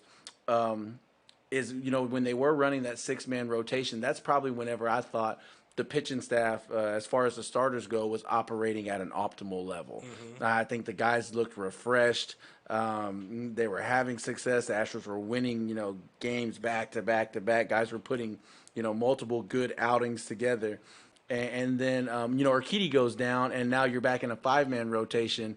And you can tell the back end of that rotation, guys who aren't used to throwing that many innings are starting to struggle. Absolutely. Odorizzi, for whatever reason, it hasn't really been the Odorizzi we've expected him to be the past couple outings.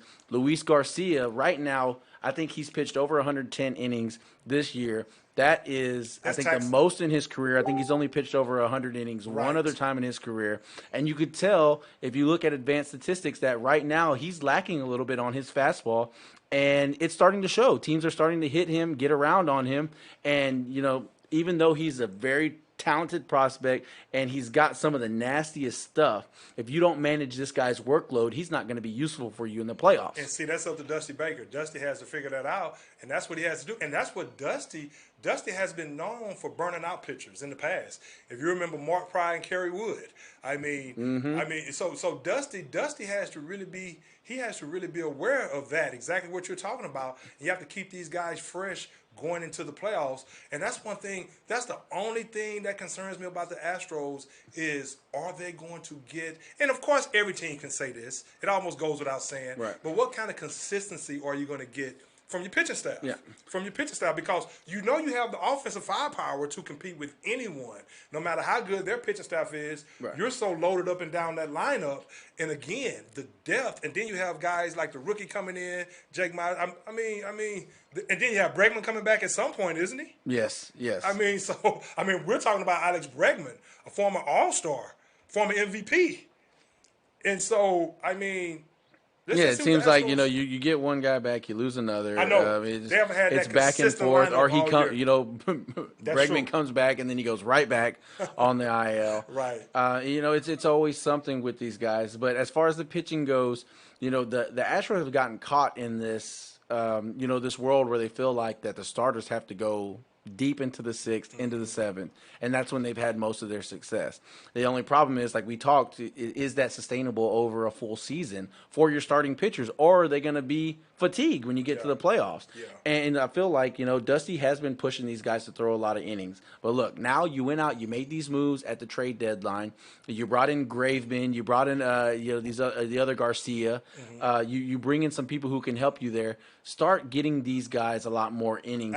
Don't be afraid to go away from the starter early, even if you get criticized. Because it happens with all of us. You take one guy out, you put somebody in, and the guy gets a hit. Well, what are you doing? You should have left Greinke in. He was dealing. But you need to get these middle relievers, get them, accustomed to coming in early. Don't make them think that their job isn't going to start until the 7th or 8th inning. Don't be afraid. Let that be a strength of your team. Get them in there late in the 5th, in the 6th. Save your starters, because let's face it, you've got an offense good enough that even if these guys come in and do give up some runs, you ought to be able to put runs on the board and win the ball game. But then, even if they give up runs, they're learning in the process. You would think that they're learning in the process, and they're actually gaining valuable experience that's going to help them down the line. And if you need the starters to go deep in the games, you need them to go deep in the games in October. Okay? And not necessarily at the back end of the summer. I totally agree. And so let's see what the Astros will do tonight against the Royals. That game is tonight at, I think, about 7:40. No, they're already going. Right it's in the second inning, 0-0 right now. Okay. So maybe the Astros can win the series 2-1. It's a 3-game series, not 4-game series, right? I believe so. So let's see if the Astros get this one tonight, and then tomorrow. Now, one guy that is back, I talked about my guy Bryce Harper last night. Last week. 4-game series, so they have 3 more. Tonight, including tonight, 3 more games. 4 games. Now Bryce Harper and the Fields were off last night, and they were idle. So the Braves picked up a game on them last night. So the Braves are now in first place. We talked about Bryce Harper last week. Now Fernando Tatis, I don't know what he did last night, but the night before last, I mean, the first day he came back. This is his third time coming back from shoulder injury. Every time he's come back, the first game, he's belted a home run. Hit 2 home runs a couple of nights ago. I mean, first day back off the IL from the show. One thing about Fernando Tatis Jr., he definitely wants to win MVP this year. And he's a competitor, obviously. But he's definitely going to have surgery on that shoulder. And now they're playing him in right field. But I was surprised to see him come back that soon again. Eddie, this is the third time. Remember the first time we were in here when he went out with that shoulder injury? Mm-hmm. We said, oh, man, that season, at least I did. I said, he's gone for the season. Comes back in 10 days. But I said, that shoulder cannot be healed that quick. So to make a long story short, he's blown that shoulder out. That shoulder has come out of place at least 3 or 4 times this season. And he's missed 32 games.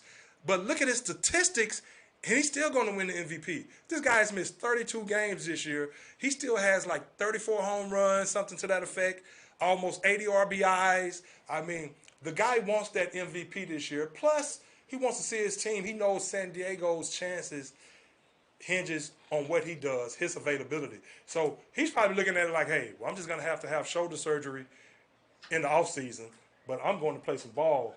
There he is. I see you with that Air Reed jersey on. That's your squad, huh? Yeah, well, born, you know. There it is. But Baltimore in the house right there. But yeah, man. So I like the fact that Tatis is back. He's competing, and the Padres are right there in the mix as long as he's on the field. But the guy can flat out mash. There's going to be some great matchups between the teams that end up in the playoffs in the National League, and my eyes are squarely focused on the San Diego Padres. As I think this could be their year. I just feel like maybe the Dodgers. There's a little bit of cracks in the armor there. They got issues with Trevor Bauer, and they feel like they still have something to prove even after winning that World Series. You can tell by the way they handled the Astros when they came to their ballpark. Yeah. You can tell they're still stuck on some stuff in the past. I know. It's like, would y'all let it go? You got a team like the Padres who, starting to remind me a little bit of the Nationals. Mm-hmm. Here's a team, got some young talent and some good pitching.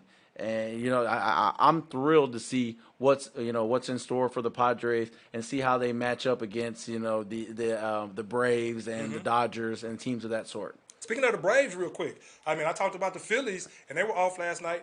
The Braves picked up another game on them, and that's what's impressive about the Braves. Anytime you have Freddie Freeman on the team, you're definitely always going to be in it. And the Braves this is without Ronald Acuna Jr., who, along with Fernando Tatis Jr., were the leaders in the clubhouse as far as MVP in the National League is concerned. So the Braves are always right there. They're always right there.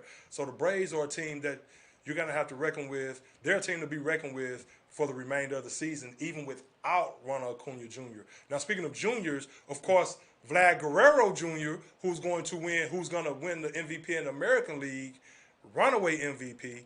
Love watching that guy as well. Of course, George Springer is doing some things with Toronto right now. That's a team in the future. That's the team that I don't know what they're going to do this year. Yeah, Boston picking up steam. The Yankees have been playing very well since the All-Star break. Yeah, they're just they're 63 and 54 right now, but to make a wild card spot, it's just going to be too far for them to climb, I think. Yeah. And, hey, man, Vlad Guerrero Jr., he's too many other good teams between the Athletics and Red Sox and Yankees. Who's that? Vlad Guerrero Jr. I didn't realize he didn't speak any English at all. Now, I still love the guy, and this is nothing. Of course, they're welcome to our country just like everybody else, and hey, it is what it is. But Stephen A. was right. Stephen A. was right when he made the comment about a lot of times that may hinder some of the I'm not putting words in his mouth, but that when he made the comments that he made about Shohei Ohtani? Okay, was that what Ohtani was talking about? Where the language barrier really, it hinders their chances of being very marketable. And you know what? And to be honest with you, and I'm not going to get into that, but in Stephen A's defense, he was telling the truth.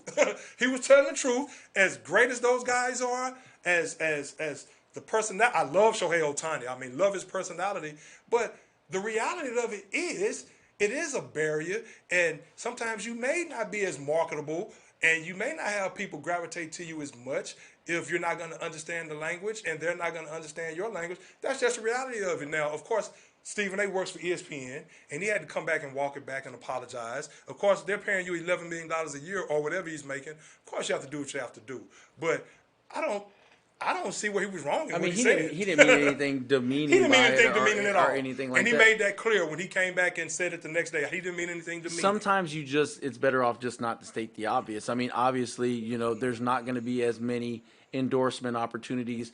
Fans are not going to feel connected to you on a personal level as much as they do with other players who are involved in social media, who are doing all these interviews, who go around town and can meet somebody. They can walk up to you and talk to you, have a conversation, take a picture. Not that they can't do that with Ohtani, but, if you can't speak to the guy, how are you going to approach him? Some people may feel that way. I don't know. It's still yet to be seen how he handles that. But I look at a guy like Yao Ming when he came to the Rockets here in Houston, and he didn't hardly speak any English at all. But he made an effort, a conscious effort to learn, so that he could be coached in English, so that he could learn how to communicate with his teammates, and so that he can connect with the fans, and not just the fans in China, but the fans here in America. And he endeared himself in the hearts of Houston fans and in the hearts of NBA fans. And Shohei Ohtani can do the same thing. Oh man, I love Shohei. Hey, great point about Yao Ming. And he was definitely somebody that you definitely. I mean, he was very endearing. It seemed like a very, very, very nice guy. And that's the same thing with Shohei Ohtani. I mean, great personality. Love the guy. Love his personality. Just love the exuberance he plays with. Of course, the talent is off the charts. And of course, hopefully, to your point, hopefully he will eventually.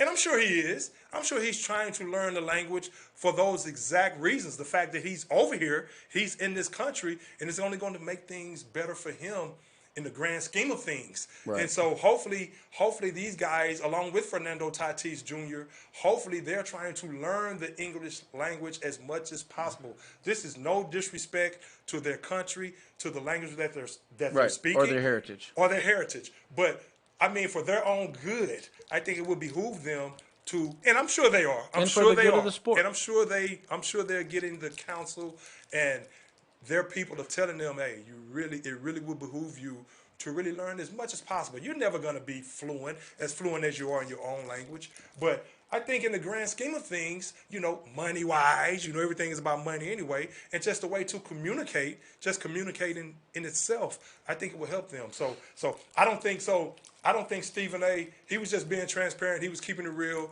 And, of course, the backlash came. Like you said, sometimes it's maybe you shouldn't always say exactly what's on your mind, right? so to speak. But he didn't say anything that was wrong in that regard. Again, but he works for a big company like that, and he had to walk that back, even if he didn't want to. And he was very sincere when he did it. He was very sincere in walking it back, and he listened to what people had to say. And that's one thing about him. He was accountable for it. He held himself accountable for it. But the essence of what he's saying, I don't think was wrong. But I mean, love those guys. A player like Shohei Ohtani is somebody we'd all like to get to know. Absolutely. And I think it would make watching him and watching his career progress through the years, it would make it that much more enjoyable. Absolutely. And just think about it, man. A guy like that with that type of bubbly personality, always smiling, but with that talent as a pitcher and a hitter, I mean, you hadn't seen anything like that since Babe Ruth. What this guy is doing now, I said Vlad Jr. Foghorn Leghorn. I say. I say Vlad Jr. is the runaway MVP. But Shohei is right there with him. But I think Vlad, if it had to end today, I think Vlad Jr. would get that MVP. But it doesn't end today, and there are going to be a lot of people in Ohtani's corner when it comes time to vote for that. Yes, you're right about that. Now, what do you think, moving on to the NBA real quick before we get out of here. Now, of course, Joel Embiid signs the Supermax. Signs the Supermax deal. Now, what do you think about that? Of course, we know he's a franchise player, talking NBA right now. Of course, we know he's a franchise player and can be one of the best centers ever if he stays healthy. Do you think, Eddie Cox, that the Philadelphia 76ers invested too much in a guy that injury prone? Yes and no, because you would like to be able to evaluate a player and because of his injury history, be able to maybe not pay him as much money as the maximum deal allows. Or maybe you'd like to say, hey, this guy gets hurt too much. Let me just go and draft another guy. The reality of it is this isn't the NFL, and players like that aren't that plentiful. You got to be at the top of the draft to even get a chance to find a player like that. It's not a replenishable resource. There's nobody else out there. So when you have a guy like Embiid, even with the injury history, because of the talent that he has and how important he is to the success of that team, they are forced to give him the super max. They can't even tell you exactly how much it's going to be yet because it's depending on what the salary cap. Isn't it? Right, but it could actually be a little bit more total because of The salary NBA cap. Yeah, right. the salary cap's going to go up when it goes up. His And the collective maximum, bargaining agreement. absolutely. Then his salary is going to go up. But you know, big players have issues in their lower body, lower legs, Right. feet. You know, this season I think he was one of his better seasons. Obviously, you know, he had a great season, MVP caliber season. But is he going to be able to string a bunch of those together? I don't know. But Daryl Morey had to make the move. You had to sign this guy. He clearly is the cornerstone. It's not Ben Simmons. Right. Now, this sort of accelerates the timetable to what are you going to do with Ben Simmons? That was my next question. Obviously, you know, because they would like to trade the guy. There are going to be some interested parties. But you feel like it's going to be a trade where you're probably not going to get full value, whatever the full value is, after the performance that Ben Simmons had in the playoffs last year. But having Embiid under contract and there as the cornerstone is definitely the first step that they needed to make. And clearly, Daryl Morey was able to identify that and make that move. Listen to me and the family, me and the They're girls gonna gonna have be to get right rid of here in Ben L.A. Simmons, and they're They'll gonna get have to over it. They'll love since it. they But made that here's the move. deal. And I agree Yeah, that you have to yeah, make that yeah. move. Now, it's risky. How It's risky beautiful this because of season the injury is going to history. be. And, of course, in I got 2017, 6 what a lot of people legitimate don't know, contenders that when in he the signed that Western extension in Conference 2017, Okay, he actually had you got provisions both in his LA contract squads. You that got allowed them Denver. to actually Okay, flat you out got release Utah. him I if he mean, was out Lord for have any mercy. long period of I'm time. just If it looking was at some of constantly the that type of stuff going situation. on. And so that's why you notice you were seeing Embiid This sitting might out be this past season. the best and season. He would be out for a game or so, then he would come back. He'd be like, I "Damn, can't okay, think thought-" of a but season that he I was- look forward to more. Because he knew he had those clauses Because in his in the contract. East, see you him got in the playoffs. Milwaukee. He's out Brooklyn's for a game, coming, and you think all he may right? be out for the Philly playoffs, can't then he's be back. ignored. But what a lot Atlanta of people put us didn't on know, notice. he had clauses in his Miami just got contract Kyle to Lowry. where Not if Mike he Lowry from continually Bad got Boys, hurt Will and Smith. was Not out Mike for long Lowry. periods of Not Mike time, Lowry. Kyle they Lowry. could just They flat got out Kyle raise Lowry him. with Jimmy And Butler, so Bam Adebayo that's why coming you would back see in the times where he crew. would have that Okay, knee I'm soreness. just He was just looking. playing through it. It Boston wasn't the fact got a that, new yeah, coach. he's competitive You and still he's got tough, Tatum but it's and also in his Brown. You contract retained that he can be Smart, ousted who, by in the a way, heartbeat. I think But should've- what they're going to have to I know he do, could have get more because of they're next. gonna Should have have to got put some more. players I around think him. he's worth more than the 77 and million not Ben personally Simmons. over 4 That's years. not going to But work. having You're going to have said to get all rid of that, Ben Simmons,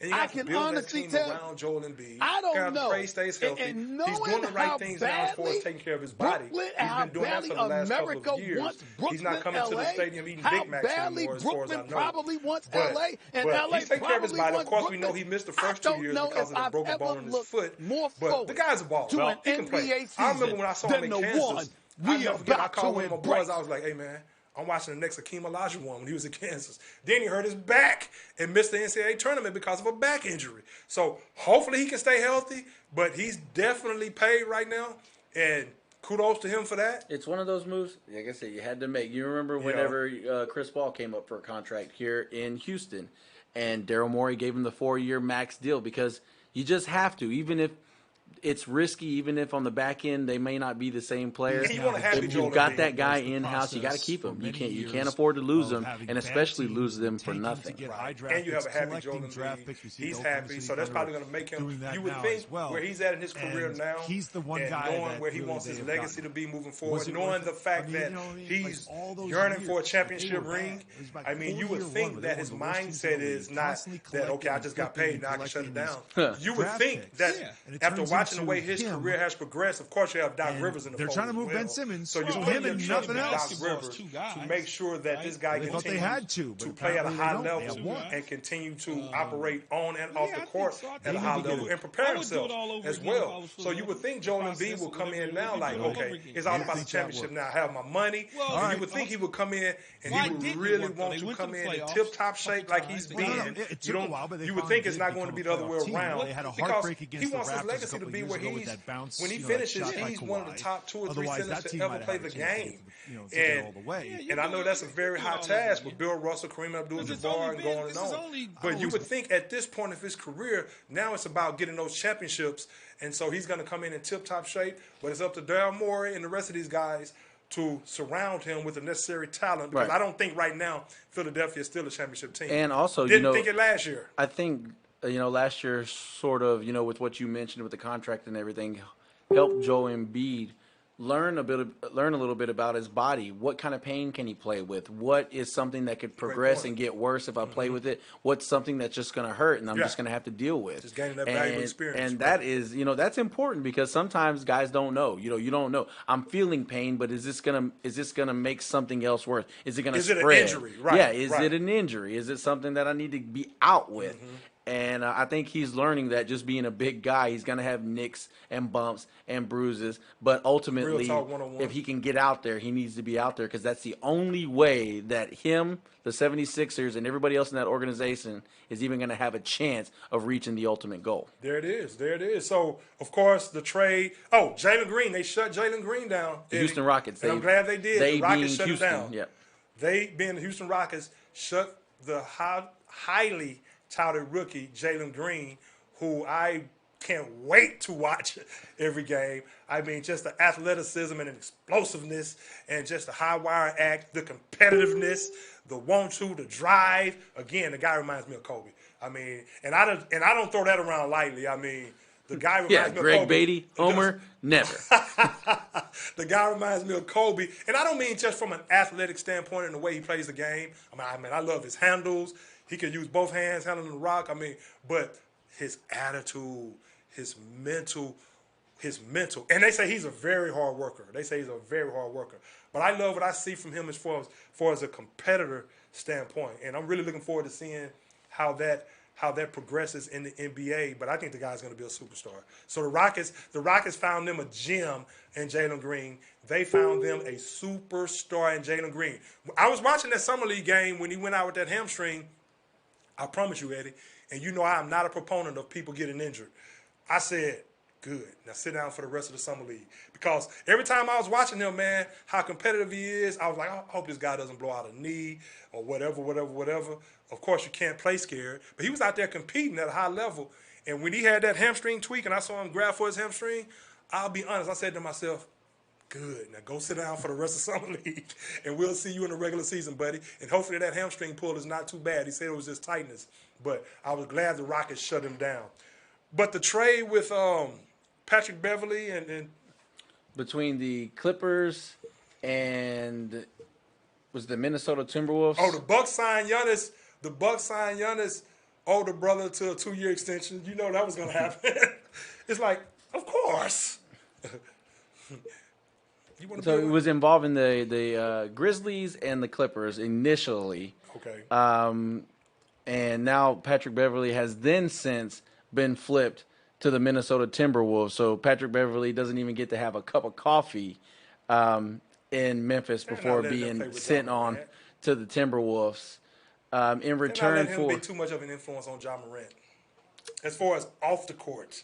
As far as just being Patrick Beverley. Now, Patrick Beverley is a good guy from all accounts, but sometimes in a situation like that, you just don't want your high-prize franchise player, young franchise player, you don't want him to be influenced by guys like a Patrick Beverley.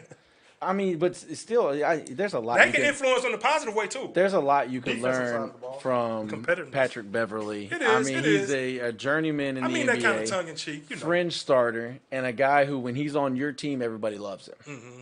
No doubt about it. You want that guy on your team when he's there. So maybe he didn't want to be there. He's a guy who you want to go to war with. Right. Oh, I definitely agree with that.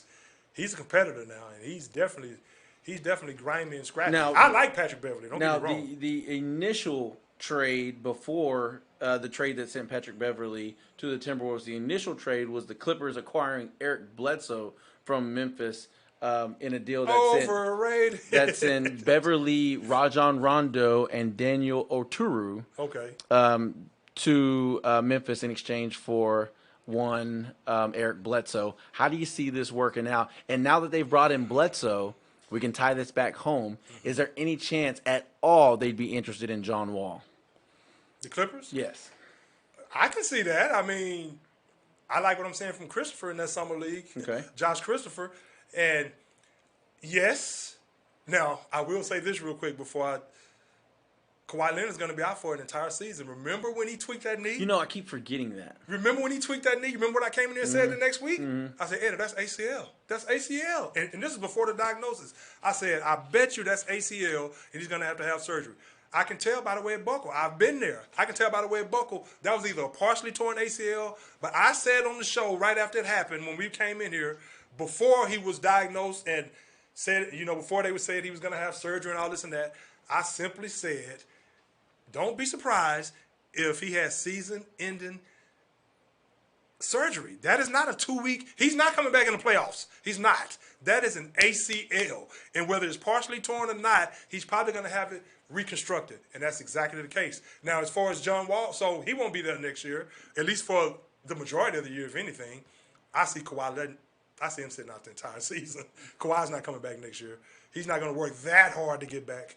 But I mean, unless they're in already paid true him. playoff contention, but I'm not sure if. Well, that's true. true. I think They they can signed see to them, that I extension. can see them making it, but I mean, if they're not up there near the top where they feel like they can make a run, why would he force himself back too soon? Yeah. I agree with that. John Wall would be a nice fit for them.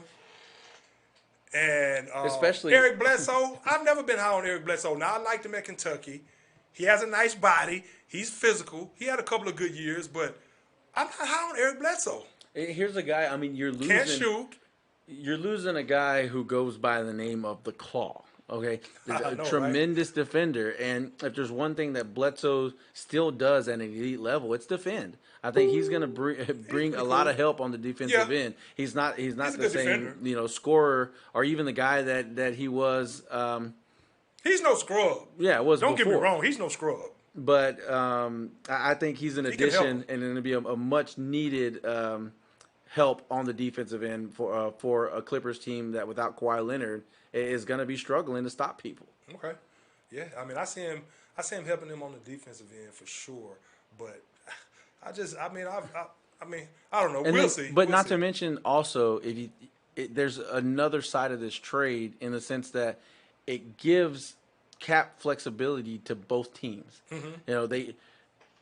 They needed to unload Rondo and Beverly and their contracts, they being the Clippers, to try to free up some space, have a trade level exception they could use.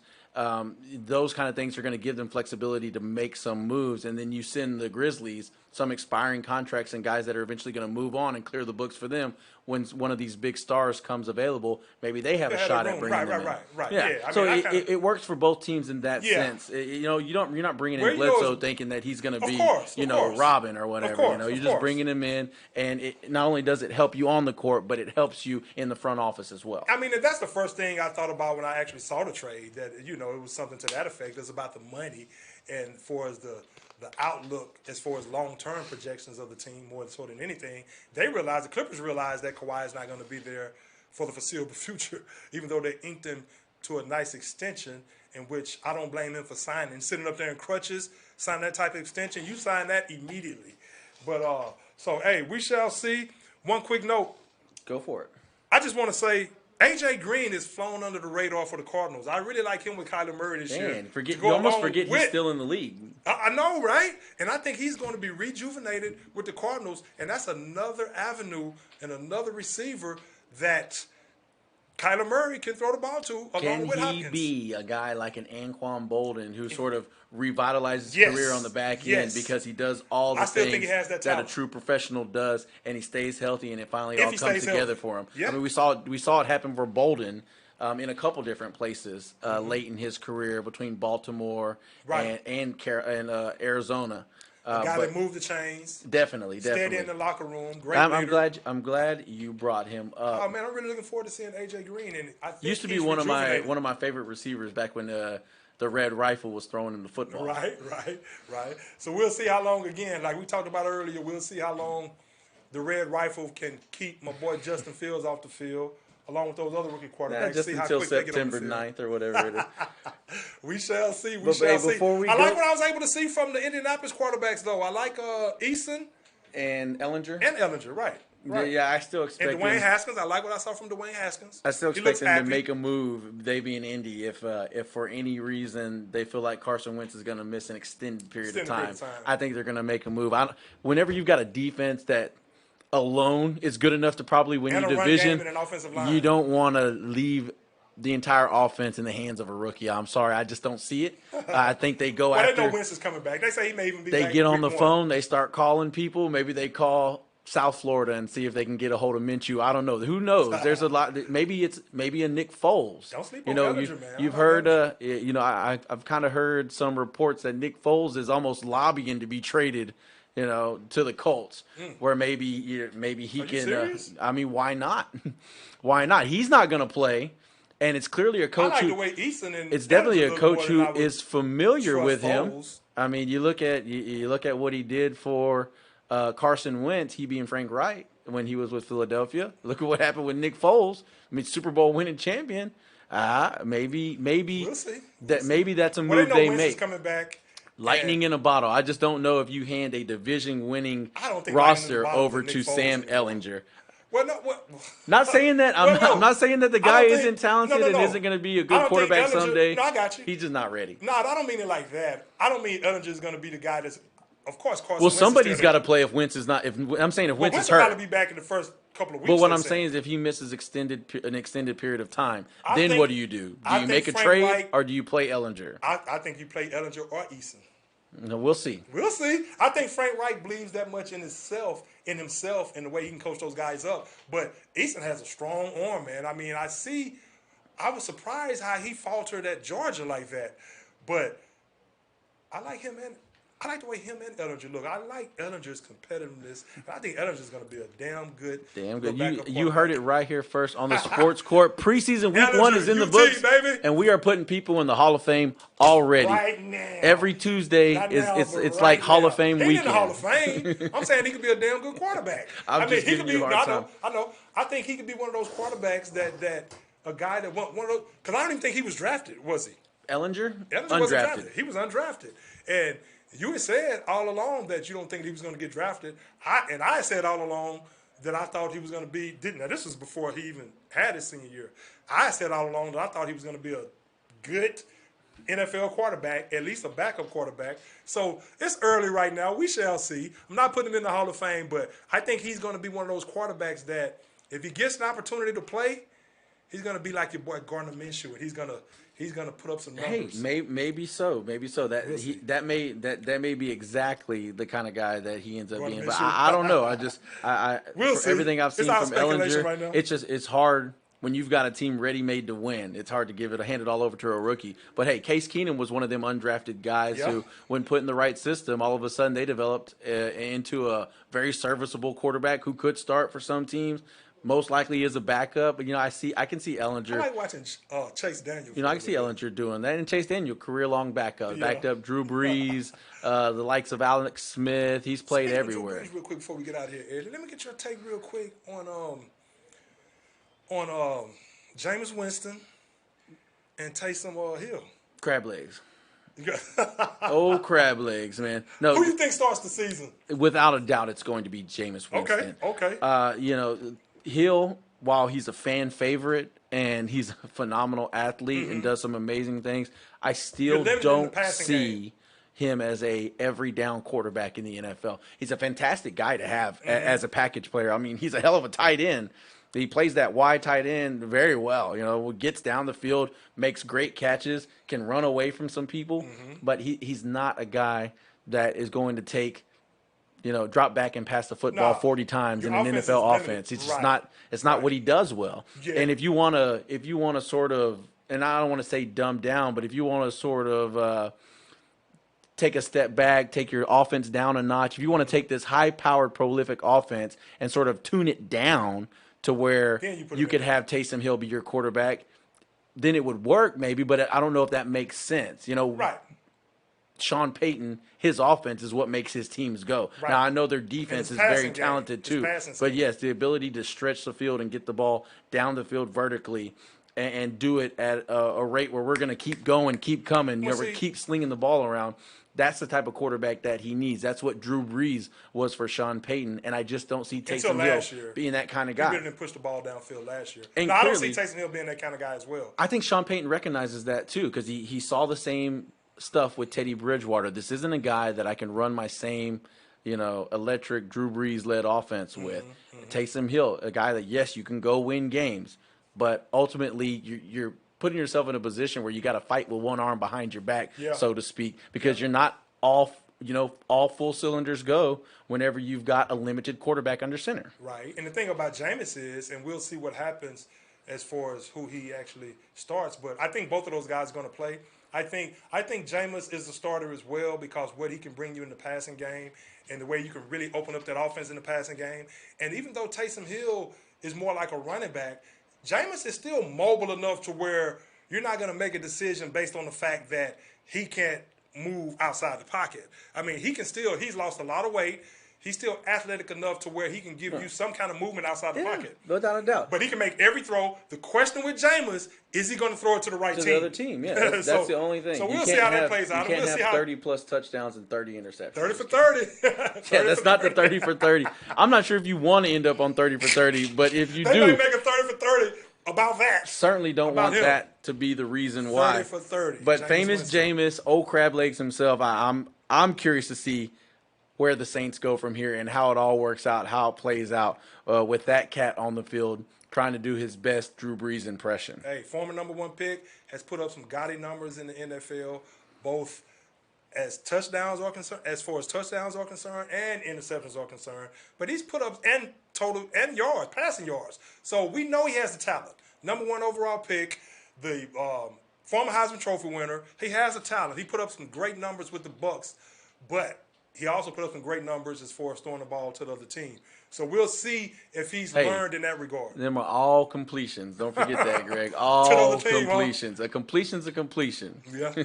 Hey. Well, hopefully he's corrected that, and he's not colorblind. I think he got his eyes fixed, Eddie. So hopefully he's not like Vinny Testaverde was in that game with Miami before we get out of here. I actually watched that game the other day on the Big Ten Network. And Penn State against Miami. And you remember how last week I was talking about how bad I wanted to play for Miami before it ended up working out better for me, in my opinion? Yeah, when we're talking about Jimmy. Right. Hey, man, I still think Vinny Testaverde got paid in that game. He threw 5 interceptions. I'm like, he was throwing interceptions to Shane Collin and to some of these Penn State defenders where it was like nothing but 4 black jerseys and one of his players around. It's like, dude. I mean, I saw at least 3 interceptions where it was like, his receiver was nowhere near the football, and it wasn't nothing but black jerseys, man. I still think Vinny Testaverde got paid in that game, but no, just kidding. But before we go, one more time, I just want to mention next Friday, August 27th, get out to Mont Bellevue, get out to the Eagle Point Golf Club. That's my brother's birthday. And check out the Luke Arnold Memorial Tournament. There's going to be all kinds of memorabilia items being auctioned off. Get out there, have a good time, and contribute to a good cause. There it is. There it is, man. So good luck with that. Hey, and we'll be back next Tuesday.